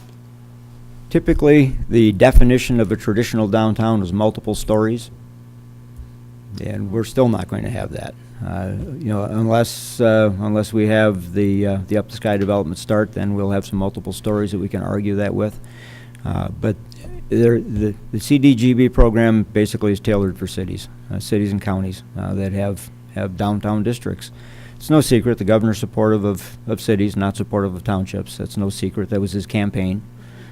So it's not a surprise that these things coming out of Lansing are geared towards Ishpeming, Negaunee, and Marquette. Yeah. Well, I guess, looking at the eligible funding in the 32 communities that are eligible, 11 of them are townships, and I understand that you're saying they're dovetailing with the city, but Powell dovetailing with Big Bay, I don't see where there's multiple buildings in Big Bay. They're not dovetailing with it. Basically, they contain a city. Well, They contain a downtown district within their township. that Powell Township contains a city, but then again, you just said your definition of downtown is multiple stories, and I guess I'm questioning. Big Bay Hotel is certainly multiple stories. Yes, but so is Comfort Inn and Suites. I know what I'm saying. I know what It's you're saying. contained- You don't understand why Ishpeming. contained You in don't a- understand why Ishpeming and them didn't get it. But I guess my question is, was it a lot of work to request this grant? I mean, Yes. was it a major? I'll let Kirk speak to what the requirements for the grants are. There's a tremendous amount of data that has to be submitted. All right. I guess, Randy, if you do find out, why how they met the qualifications and we don't, if you'd provide that to the board at the next manager's report or sooner if you get the information, we'd appreciate it. Yep, I submitted a follow-up request today. Thank you. Other questions for Manager Gerard? Clerk Tari? Yeah, I've talked to Manager Gerard, but just for the public's benefit, Public Works facility, that's pretty much done, right? Correct. And, Again, Kirk is here if you want to speak to that. yeah, and I would hope then we could schedule an open house then coming up, and we can show everyone our new facility. That'd be great, so. That's my comments. Great. That was my comment. All the public works wear tux and And the work boots. Ready? I'm just concerned with the sale of our building over there and the property and that. It's been dragging on for months and months and that. And it's costing the township a lot of money in interest payments and utility payments and that. And we're waiting for something in the courts for the buyers or the purchasers, whatever it is.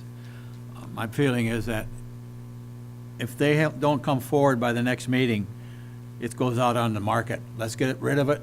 It's costing us nothing but money and that. Well, realistically, it's not costing us very much money. We are not spending a lot to heat that, to cool it. It's not occupied. I've made this offer to all the board members previously, and none have taken the opportunity to do it. Come and talk with me, and I will explain to you very clearly why we're waiting. Supervisor Leamington and I have talked about this numerous times. There's a very good reason we're waiting. That it?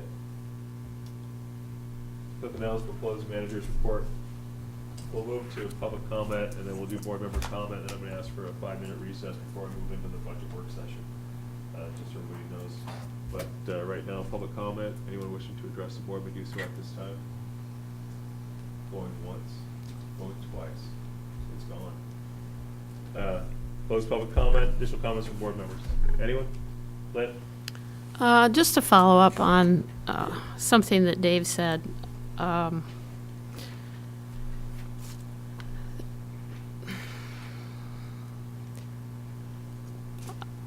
happy that this board agrees, for the most part, on the direction of the township. And I think it was a couple years ago, maybe, that you got up and said, why do you guys agree all the time? You need to shake it up and not be so agreeable. And there's something to be said for that. You don't want a bunch of yes men, but we are not. If you haven't figured that even tonight, we have our own opinions. The last meeting was contentious, but we took direction from the supervisor. He said he was looking for, what was the word? Robust discussions.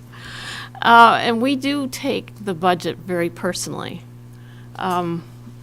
We're passionate about what happens to the money, not just in Kirk's department, but in all departments. So if at times we lose our tempers because we have that passion, I think we have to have a little latitude. Because I think we've done a phenomenal job with this township, and that's not without the help of staff and volunteers, definitely. And I have never had a service complaint on any of our employees, whether it's the office or the utility department. But we do get passionate when it comes to spending money, and that scares us, especially now because we don't know what the future holds. So I respectfully request that you give us our head, as they would say in the horse world, once in a while. Thank you. Thanks, Lynn. Diana, anything? Ernie? I think, try to follow up a little bit on Lynn and that. I'm always concerned with the dollars of the township. Someone that doesn't know me very well, because I always ask the question, where's the money coming from, how are you going to spend it, and that. I'm always concerned with that end of it. So if I come off strong wanting to do this to make sure we have good data to make decisions, I'm going to do it, because it's a cost factor in this township, not only today, but when you expand it over into the future and that, these dollars are always there. So we have to make sure what we're doing today and how it's going to affect us next year, 3, 4, 5 years down the road and that. So I'm always concerned with the dollars. As my wife says, you're too concerned with the dollars. You don't let me spend money on anything and that, so lately. But I just feel that part of the job as a elected official is to be greatly concerned with the dollars and trying to do the best you can with the dollars you have and as you move forward in that. So that's my feeling, and I'm not going to back off from that. I'm going to continue to do that, still ask the questions, and if I don't think it's the best direction to go, I will probably not support it in that too, so. Okay. Thanks, Ernie. Clerk Patari? I think I'll ask for 10 minutes instead of 5. Okay. Trustee Falfo. Well, I'm not going to repeat what was said by my fellow board members, but I also agree with what was said. Thanks. Pete? Just trying to remind them, Monday and Wednesday, Monday at 12 to 1, Wednesday from 6 to 7 for the next 3 weeks. October 29th is the last meeting. Thank you. Thanks, Pete. I've got no other comments, but I would entertain a motion for a 10-minute recess before we jump into the 15 minutes budget going work once. session. So moved. Support. Motion and support. All those in favor? Aye. Those opposed? That motion passes. We will be back here in 8 minutes. The vote took a long time.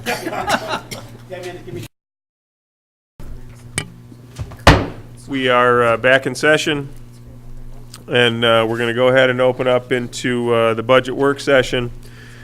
At the last session, we were in the middle or nearing the end, perhaps, of the wastewater budget. We had gone through, all the way through one time for the board to get some questions asked and answered in regards to wastewater.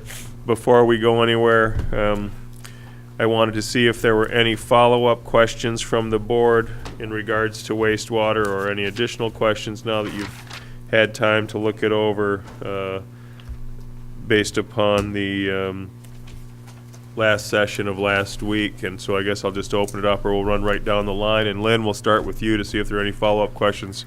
Yep, I have a couple. and Okay. I went back through it again. 2 points and then 2 questions.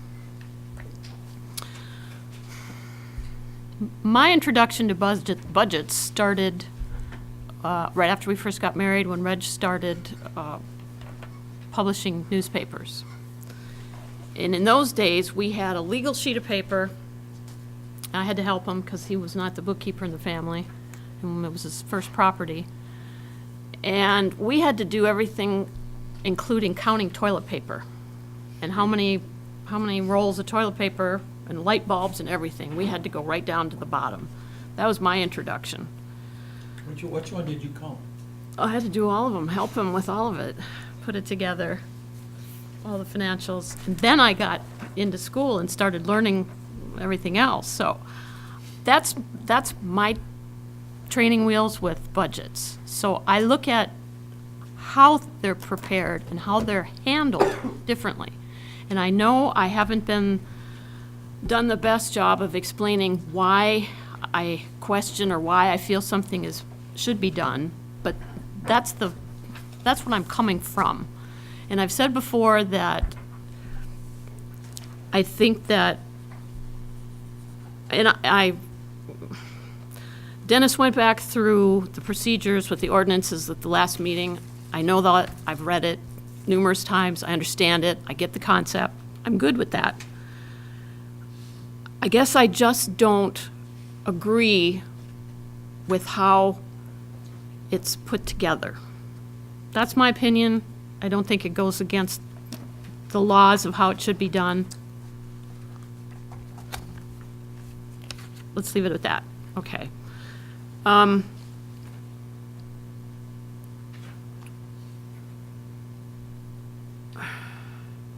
So when I look back through this again, I see both water and wastewater are at about 60%, if you want to figure the expenses.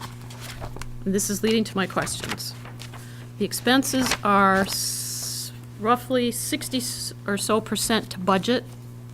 I'm using the water fund as an example for August that Lois gave us last time we got together. If you kind of look down, everything is typically 50%, 30% to budget through August. Revenues are about 60%. So if we're somewhere between 40 and 60% to budget on expenses, and about 60% to revenue, and we're in the 8th month, my question is, my first question is, what is going to happen differently in the next 4 months that would warrant us not having enough money to basically redo the same budget? The second part of that question is, if we have, I'm trying to make this as clear as possible, because I just don't seem to be getting my thoughts across well enough. We are like way on budget right now, up through 8 months of the year. If that continues, we should have money left over in both departments. If we take that same exact budget and put it into next year with no increases, just leave everything the way it is, the only thing in my mind that would have to be different would be any specific projects that have to happen. So I'm thinking that it would fall back to maybe Up the Sky, or if we had gotten the hospital, some major production that's going to cause us to have funds to expense that are going to be over and above what's budgeted. Does that make sense? Or you have a confused look on your face? Did I say too much that confused you? Okay. Because it seems like we're okay now, If I understand your question. because I'm thinking, Look at my budgets. In fact, they are smaller overall than last year. So, so that's my question then. So is the biggest impact that you can see the addition of the extra person? Or somehow related to the increase to 2%? Or, I'm thinking, what's your thought process on why you did this? It's just a general question.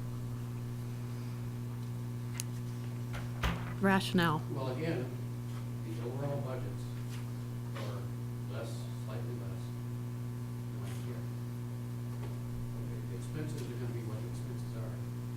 The unknown, or the hard to predict, is the revenues. So I'm making some great leaps of faith in coming up with some of the revenue numbers. I can't, there's been a lot of talk about all this development's gonna be occurring. Well, I can't give you a budget that's gonna say, okay, we're gonna get up the sky. I mean, I talked up the sky. The economics are up the sky in Marquette Township, and the DEP required reliabilities of the water system, which was done this year. This is just completed. Earlier this year. And Marquette Journal was not happy. And actually, the day that I got the report, this guy, developer, was in the office, and I was telling him that there was long-term plan we were planning, to accommodate this development. And what he told me was, this is just like all the other developments. It's a long-term, multi-phase project that so far has produced zero. So I can't put an extra budget up the sky. So what I'm doing is because the numbers have been so bad, overall, water use is going down, use less revenue. So even if I could cut my expenses, we still gotta meet, have enough revenue to cover the expenses. Okay, so what you're saying then is, the budget's gonna be the same, you've reduced some of the expenses, but you think that the revenues are gonna be down, so you're having to ask for more in fees and stuff to accommodate that. Is that, Not exactly. No? What I'm saying is everything's down, but in order to meet those expenses, the rates have to go up. That's what I'm saying. that doesn't make sense though, because if we're already on budget, Well, okay. and you've cut your expenses. Your expenses have to equal, your revenues have to equal the expenses. Okay? Is that? Well, hopefully they'd be more, but, Well, we're required to present a balanced budget. right. They may be more, they may be less. But forecasting for next year, it's a balanced budget. Okay. That's going to have fewer people proportionally paying for it, or less, which is water. Why would we have less people? Less water. Same number of people.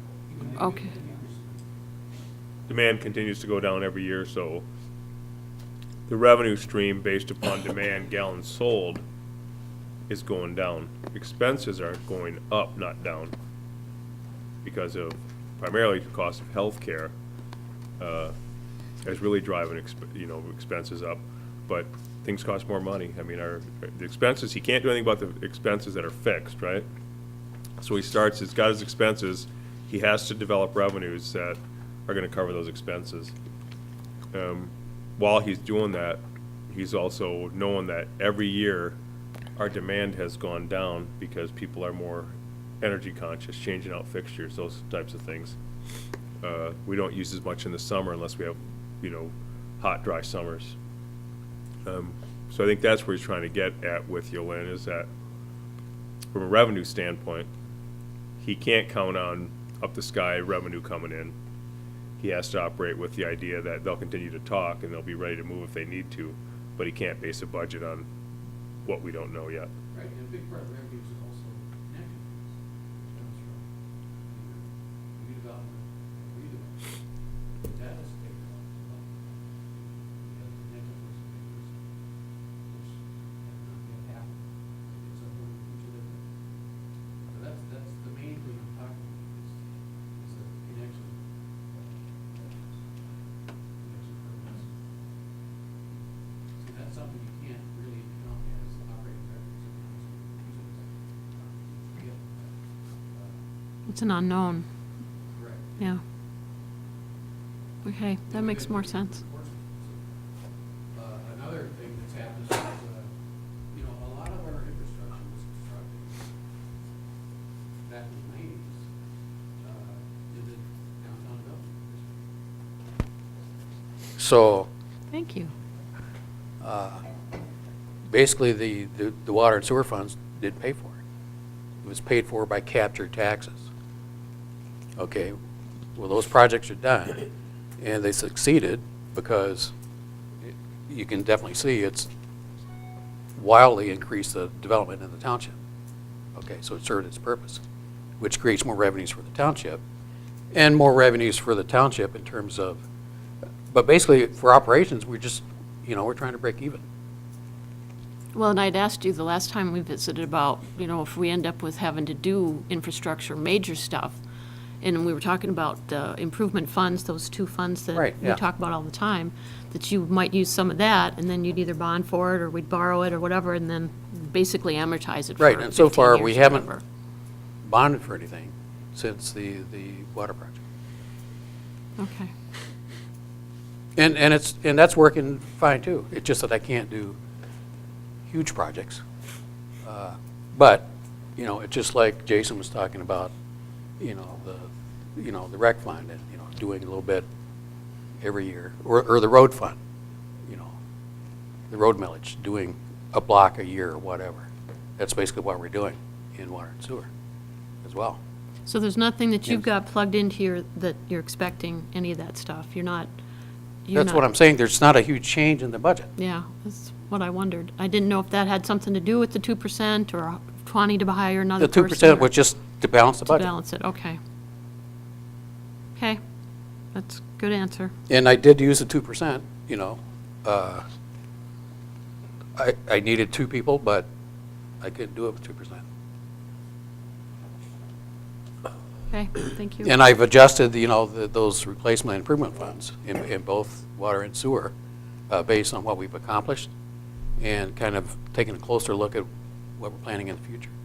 The big change, as I mentioned the last meeting, was I took a closer look at South Vanderboom Road for water and sewer for the east end of Grove Street and Grandview Circle. We look at that in the past, but just in kind of a general way. So this past year, I actually had a more detailed report done on that, which the board approved, in which I'm using those numbers and plugging in those numbers now to the replacement improvement funds. But even you look at those, there's no big change there either. So we're not, we're not in bad shape. We're in good shape.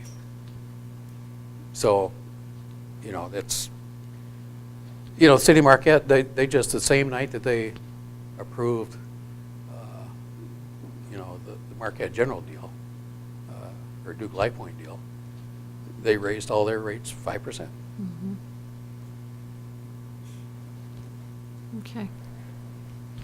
And we have had in the past, we've had some substantial increases. We've had cuts, and we probably should have, and there have been periods of time where we did that, where it's just more of a gradual increase, which is basically what I'm proposing for next year. Well, and that's kind of why we suggested the 2%, so that we could get everybody on an even keel and see if that works, because adding and subtracting doesn't work. We Yeah. know that. So Well, it seems maybe to me this it should work. Might. Although Okay. in previous meetings, there seems to be some distress about it, but Is it specifically what I want to spend money on? Is that an issue? No, no, it's the way it's done. It's so different. It's so contrary to what I'm used to. Yeah. And it seems like we've talked about that before. Well, this is the You don't put the appropriate, wish list together and then say, this is what I need. right. Well, this is the appropriate way to do it, and the required way to do it. It's a utility. You know, it's a water utility, it's a sewer utility. You know, we've done numerous rate studies, both independently and bond counsel rate studies, financial consultants working for bond attorneys. That's the way it's done. What are your expenses going to be? How do you create the revenue to meet those expenses? So that's why I come down, the last number I plug in is the rate. I put in every other number, okay? Then I look at how much water am I going to sell, okay? That's exactly where the rates come from. Okay. Is that it? Thank you. Diana? Ernie? A couple things. Looking through it and listening to Kurt and looking at the information that was given to us by Lois and that, and I'm looking at for the future on the millage for the roads. We've talked this before, that if that goes through, we're gonna have an accelerated projects on roads in the next 3 years. Part of that was that we're going to try and upgrade or redo or whatever you want to do for the sewer and water lines in those given roads in it. Question I have is that, and I'm trying to go through and find dollars where you can come up with dollars to do all this and that. Granted, you have in investments in cash, you have dollars in both the sewer and water fund and that. And then looking through those, going through what we went through last winter and the costs that we went through, the additional costs in that, there wasn't an awful lot of variation in that dollar amounts of that. So Right. you were able to take it out of your current budget to do everything in that. So that kind of tells me to a certain extent, if someone's looking at budget and they look backwards in time as to all the overtime and everything else in that, then you really didn't have to go out and tap into your investments or that there was some dollars sitting there. So I get a little uneasy when you start looking at an increase, when you're able to go through something that large with that many dollars associated with what we went through last winter, that there had to be some dollars sitting there that you're able to tap into. Granted, you may have to reallocate it from other funds, other areas that you wanted to use or you may not been able to use in that. Right. So, But one thing that doesn't really show up in the budget, I mean, it shows up in the budget, but it's not really, you know, you look on the expense report, okay, the replacement improvement fund. Okay, it's like, it appears that we're not spending money out of there. But it goes into like unrestricted cash. Right. Okay, so, and then plus, once you exhaust if you have unanticipated expenses, such as we did last winter, you exhaust your contingency fund, which is only 5%, by the way. And then from there, you dip into your replacement improvement fund. And that's exactly, we just did it again tonight. I think the other thing is, and I've discussed this and I made my point, when you have an increase in rates and people see that, okay, well, now they're hiring 2 people. They're increasing the rates just so that they can hire someone and that. This is something, if we go along with it, we have to justify it to the community that the rate increase is just not for additional personnel in that. So, Right. The other side of the coin, if someone says, well, if you do that, why don't you leave the rates where they're at and we lay off somebody? So you got a double-edged sword sitting here when you talk Right. about the communities out there. Because they see their water bills going up and you hire 2 extra different people. Justification, and that's why I went through trying to come up with some justification for doing this, so that I can present to the people that we need it and this is the reason why, and that. So So without that quantitative information, I have a difficult time doing it and being able to justify to the residents why we're doing things like we are, so. Yeah, but like I was just saying, the big expenses are not something, you look in that replacement improvement fund, it looks like we're not spending money, but we are. For example, the sewer project that we're in the middle of right now is probably going to be $300,000. Okay. Mason's Bluff is probably going to be $500,000, which we haven't done yet, but we are going to do it, and it's going to be done in 1 year, $500,000. We had not that many years ago, a lift station improvement project, $400,000. You know, we probably spent over $400,000 on our new facility. You know, that's not the borrowed money, but the cash out of our pocket this year, which doesn't show up. So it's not, you know, the $40,000 for one more person. That's what the residents see in that, because they see. Well, they certainly see, Ernie, the, you know, the improvements that we're making. And they certainly see the service that we're providing. Understand that. I'm just saying from past experience dealing with the average person. Yeah. And that's where you're gonna run into problems in that, and trying to tell them why. And that's- I mean, all 7 board members are water customers. What do you see? I Do you spent- want to ask me that question? You got some service today. I'm put it this way, we're very conservative concerning the supervisor. Supervisor is supporting you greatly in that. No, and I appreciate it, and I feel that the whole board is. I'm not, I'm just trying to respond to your questions. Well, that's kind of at this point in time. So. Thanks, Ernie. Clerk Rattari? Yeah, I have no comments on the wastewater budget. I do have some comments about, I did figure the math out here, and I will present this. We're not on the fee structure yet, but it does relate to wastewater and water, so. I did figure some things out with the increases. For a person like myself, 1,000 or gallons a month or less, it's $1.38 a month. And that's $16.56 a year increase. For a 3,000 gallon user, it's $2.14 per month, with the $25.68 increase for the total year. And for a 5,000, that's a pretty big month user, but it's $2.90 a month, which is $34.80. So, and I look at these figures, there's not, the wastewater is about half of our customers, or it's not the full boat. So for most of our customers, the increase in water, for like myself, if I didn't have wastewater, it'd be $1.14. For someone else with 3,000 gallons, it'd be $1.42, and $1.70 for a big user for 5,000 gallons a month. And the thing that we have to realize, the customer does have some control of their water usage. So that's not good because we're in the business of selling water, but it's like where I work at the water plant, if we don't sell water, it's not good. So we always try to push water sales because that's what brings our revenue in. And in this day and age, and I know myself, I've gotten a few toilets that don't use as much water anymore. I got a washer and dryer. The washer uses only 16 gallons. My old one used 50.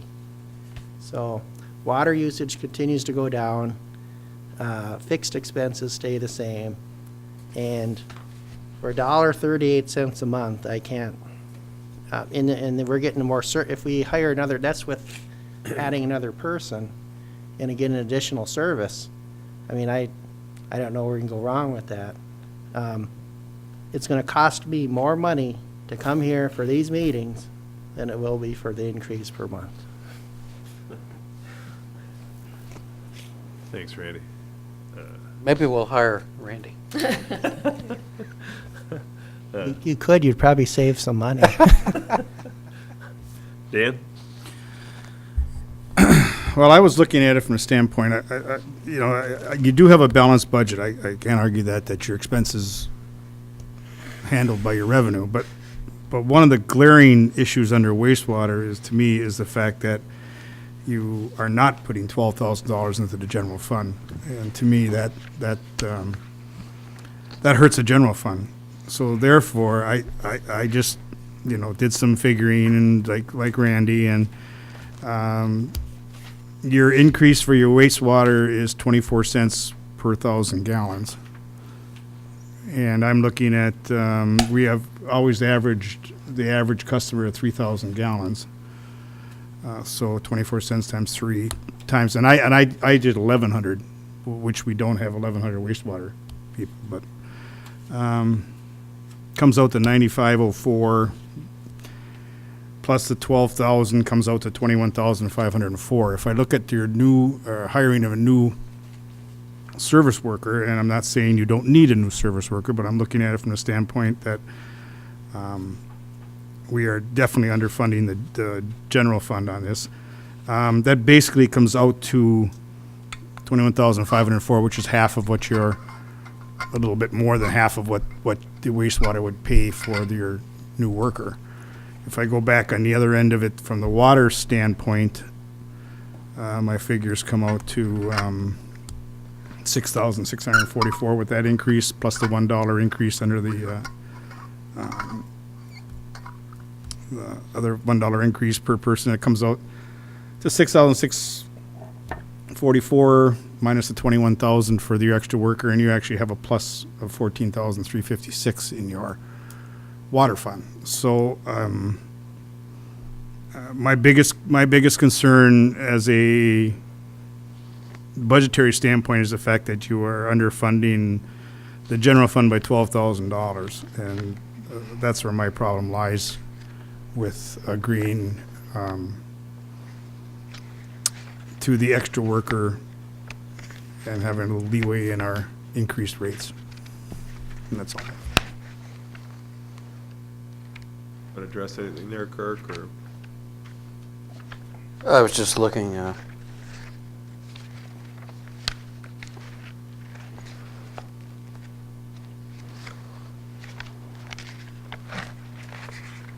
Basically, it boils down to what Dan suggested is if you don't hire anybody, you take that back out of your expenses, and you can make your $12,000 contribution to the general fund from wastewater, and you'd have a little surplus, plus there'd be a surplus in the water that could potentially then roll back on rates. Dan, do I get that right?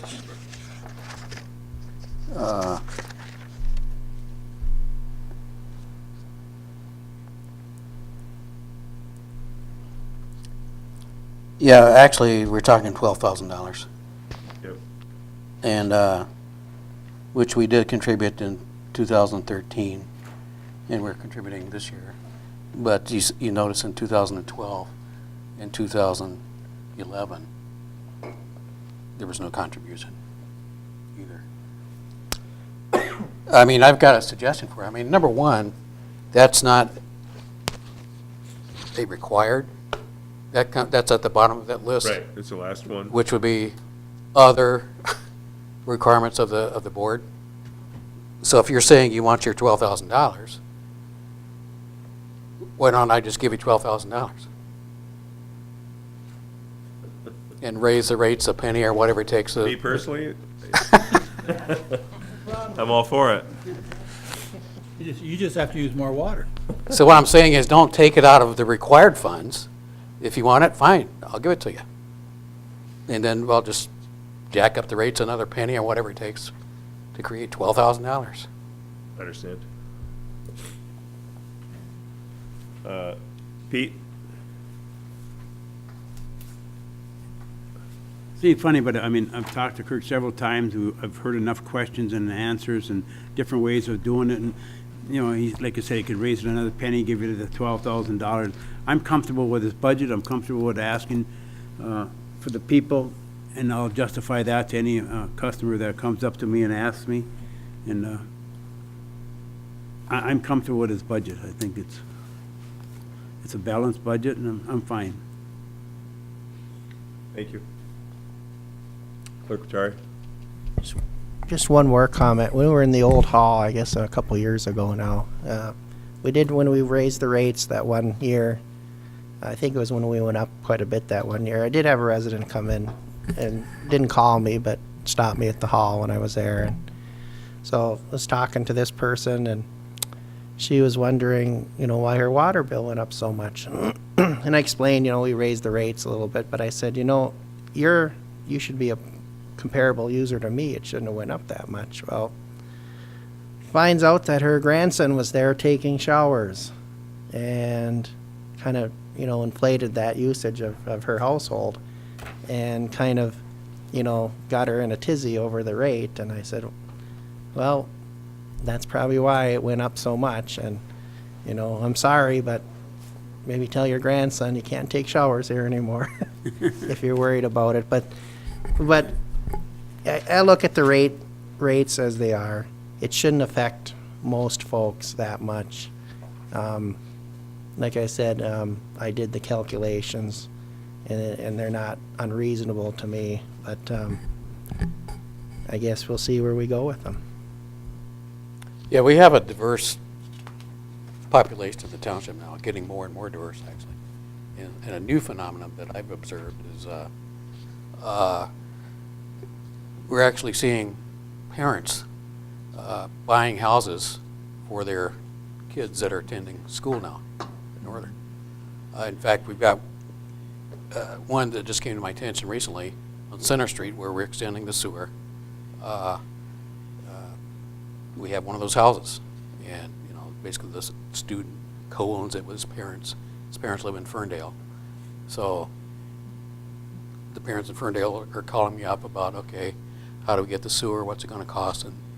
And they can't believe the low cost, in this area of everything.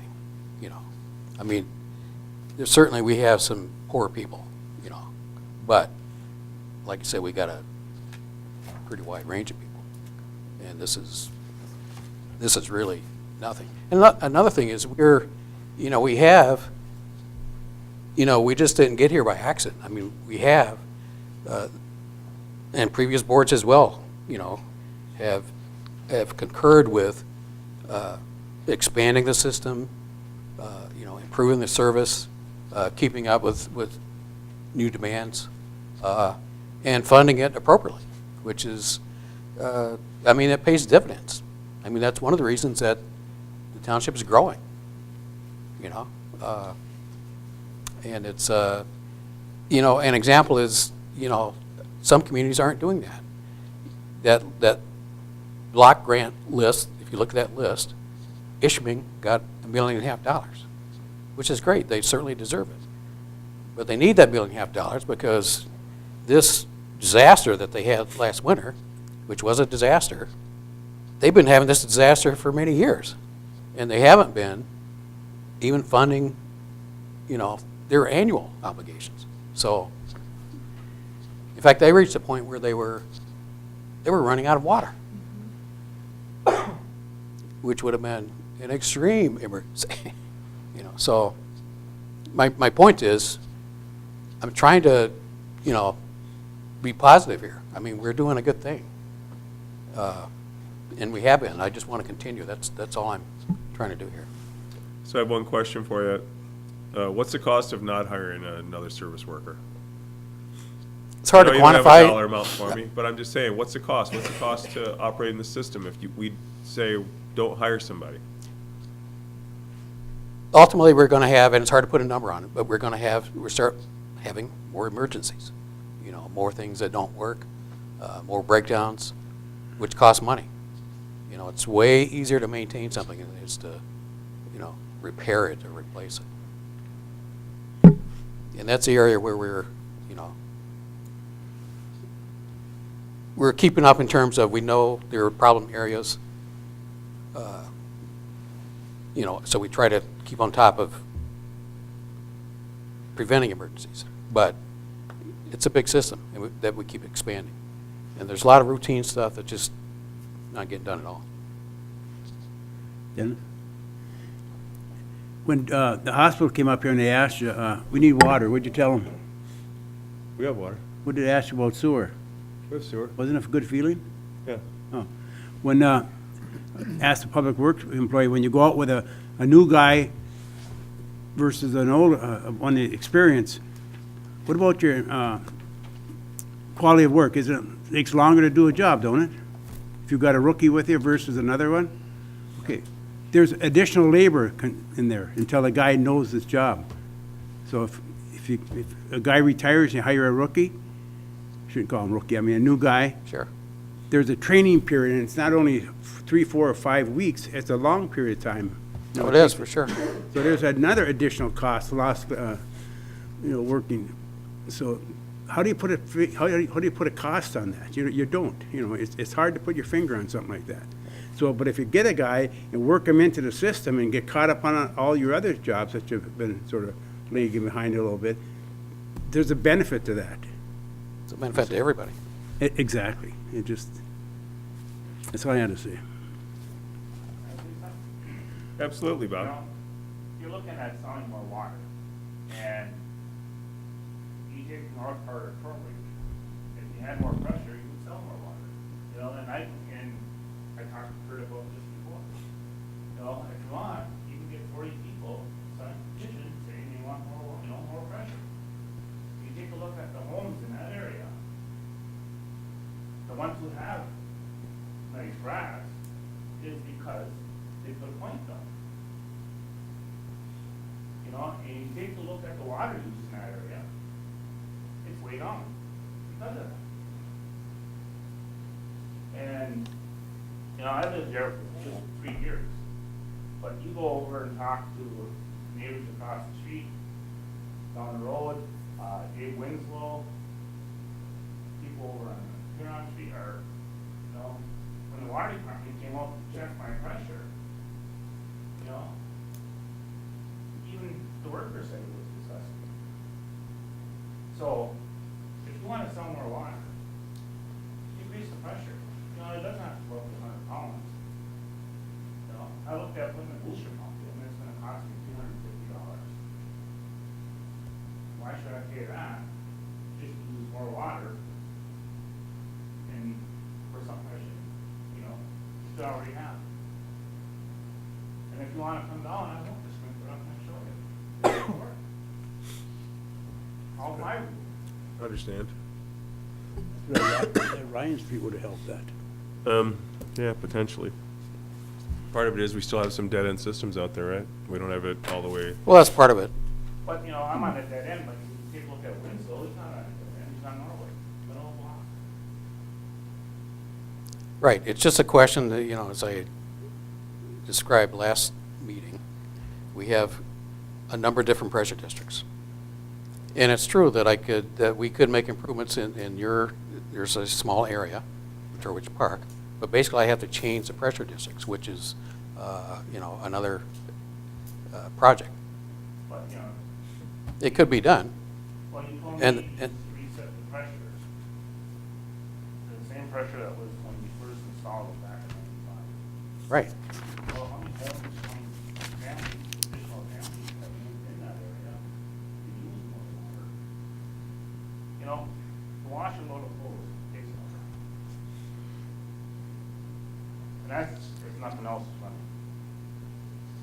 And that's why, you're not selling the water over there. No, it's something he can take. I mean, we can't address it here, Well, but we will, we can do some follow-up with it, Bob. We just can't address it right now. But yeah, I get it, right? I mean, there are some variations within the township, within the system. And I think that in a system of long-term improvements, we'd rather sell you more water, trust me, if we can make that happen. Ernie? I move we extend the meeting for another 30 minutes. Okay, well, We're gonna have to plug in more dates anyway, so I mean, can you do it 15 so we can wrap 15. it up and then we'll put 15. some dates in for moving support. forward? Do you have a second? Yep. Okay, we have a motion and a second to extend the meeting 15 minutes to 9:45. All those in favor? Aye. Aye. Those opposed? Motion passes. Thank you, Ernie. We've gone all the way through again with wastewater. I know that we're not done with Kirk. And Bob, I'm sorry I made you guys come in, but I just didn't know where we'd end up with how much time we were going to have, and I didn't want to, I thought we'd be able to jump right into fire department, so I apologize. You would definitely be on the next one. We will absolutely make sure that you're in the next one, which will set some dates for, Kirk, I appreciate, all the feedback you gave to the board. I think we had some great questions. I appreciate your answers. I know sometimes it's a struggle, but I think you heard some good solutions. There's nothing wrong with Dan's solution, certainly. I mean, about, if you're not funding the general fund, I understand what you're saying. You can come up with the 12,000 to move forward and just leave the budget where it's at. Dan's trying to look at a creative solution, and I appreciate that. Again, you saw the way Clerk Rotari takes a look at it is, it costs me more to come here for these meetings, and the increase will be out of my family's budget for the year, so I don't care. Let's just move forward on the budget, and I'm going to keep coming back to the same questions. What's the cost of not hiring one? Because I have some very real concerns about that. The exercise that I took the board through again with ordinances, because I think we have to be cognizant of it whenever we make these decisions, and I'm going to keep pressing you on that. What's the cost if we don't do it? I know you can't give me a dollar figure, but it's about some of the things that aren't getting done, and I think that helps from the board's understanding, being able to understand that we don't exercise valves. Well, okay, but what does that mean? Well, it means that when we go to use them, they're non-functioning. It's because we weren't able to get out there on a regular basis, keep up with our routine maintenance, and it costs us this much money if we have to completely replace or repair one, as opposed to having a guy out there to exercise it. So I think those are all good questions, and it's good for the board. I know that we've gotten through water, we've gotten through wastewater all the way through a couple times. We've got solid waste, and I'm really holding the fees to the end. I want to be able to get through all the budgets, and then we'll come back to the fees. So there will be some more conversation about your water and wastewater budgets as we move forward, especially as we move into fees and rates.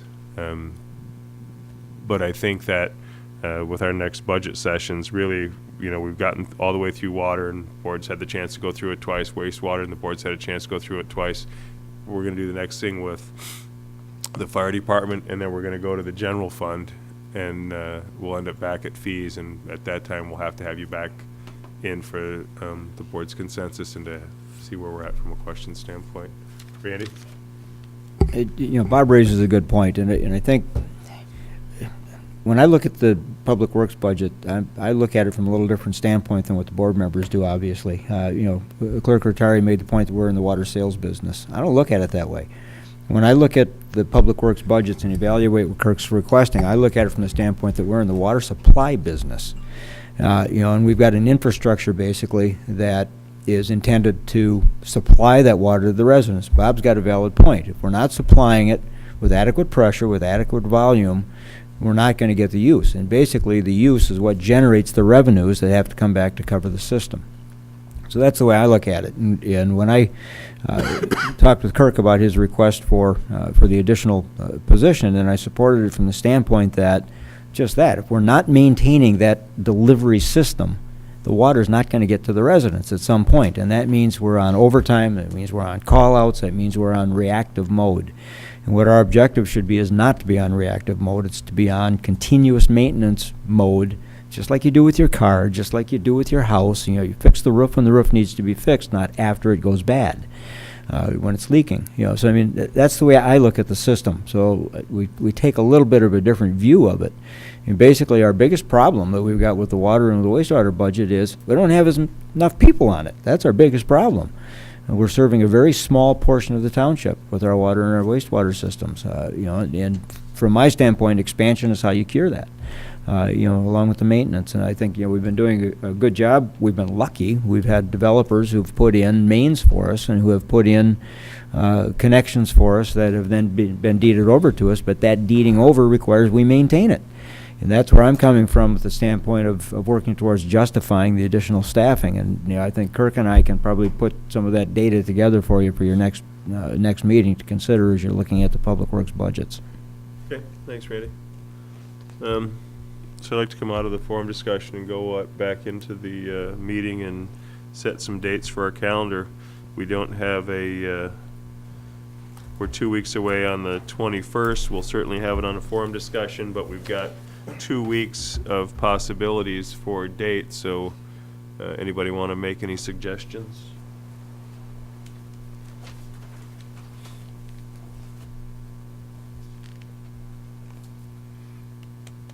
Next Tuesday again? 14th? Works for me. 5 to 7? What time do you get off, Di? The 14th you're talking about? 14th? 5 to 7? Yep. If that works. It doesn't work for me, but I don't have to be here. What would work for you then? Would Monday be better? Monday would work for me, but I think that's bad for Dan at Fire and probably Bob because they got that meeting. They got their meetings that night. Thursday we have a ZBA meeting here at 6 o'clock. How about Wednesday, Wednesday? the 15th? The roads are 6 to 7. Do you want to do like 5 to Dave- 6? Yeah, but they can cover that. Mike and Dave could cover that. 14th and 15th are not good for me, but like I said, don't let me hold you up. And the 15th, I probably can't be here by 5. You work on the 14th, Randy? Yeah. Anybody available in the mornings? Which day? 14th? 14th, 13th, 14th, anything like that? Fine. 14th morning? Diana, would you be available in the morning? Nope.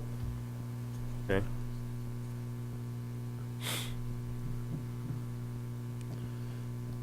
Thursday? 16th, I'm available. Can't be there, I got 2 Do it. meetings. Yeah, I mean, we got a ZBA at 6 to, I don't think it's Or gonna be a very Tran. long meeting, but Well, then like 5 to 6? 5 to 6, I don't know, would that work, Peter? Can we do the 14th from 5 to 7 and just know that it sounds like Clerk Ratar is the only one who will not be here? Of And course, your I don't know who's comments gonna are- run the camera then. I'll train someone, I just turn it on, it'll be fine. Right. Reckon it. 14th, 5 to 7? If we go, and then if you have any questions specifically, and we will move into the fire department budget then, Bob, if you'd be available for the 14th from 5 to 7. And then any questions that you may have, if you want to either give them to Bob ahead of time or give them to me, and I'll ask them for you on the meeting, if that's okay. And then, what do we say, do we have an issue with the 16th? We'll be able to get together, or Fine with me. Morning or Meeting. midday? you'll be gone on the 16th? Is there any possibility of like a lunchtime meeting? Okay. But here again, don't let that hold you up. We'll have an additional session on the 21st in our second part of our meeting. How about the 22nd? Planning Commission at 7. Oh, 6 to 7, maybe? 22nd won't be good for me. Is it possible to do any like midday, noontime? Anybody available at a Lose lunchtime? die, but yeah, that's And fine lunch. with me. What day? Diana, you get knocked out if we do any of those mornings, or What days do you work or day off? Yeah. Sunday. Huh? I'll get Sundays off.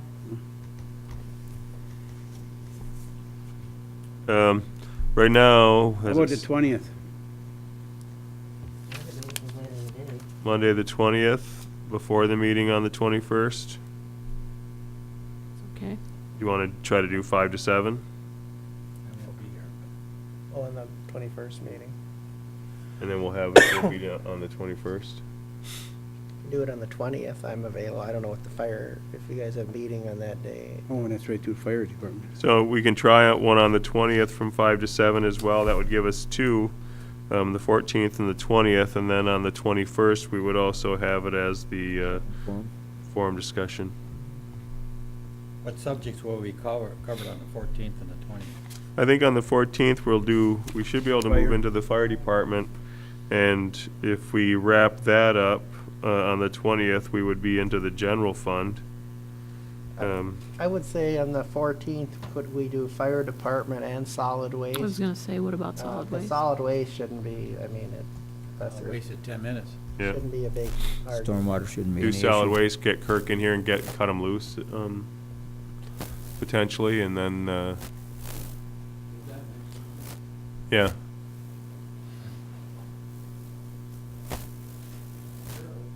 Probably have you out of here by 5:30, Kirk, I would think, and. I knew you would.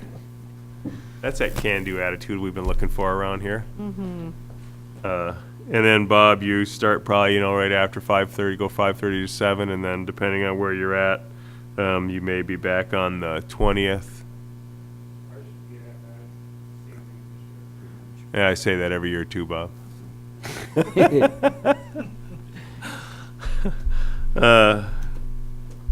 And then we move into the general fund on the 20th. Then on the 21st, I guess we'll know, we can have a pulse here after those 2 days to see. I would hope that on the 21st that we start having the Fee schedule. fee schedule.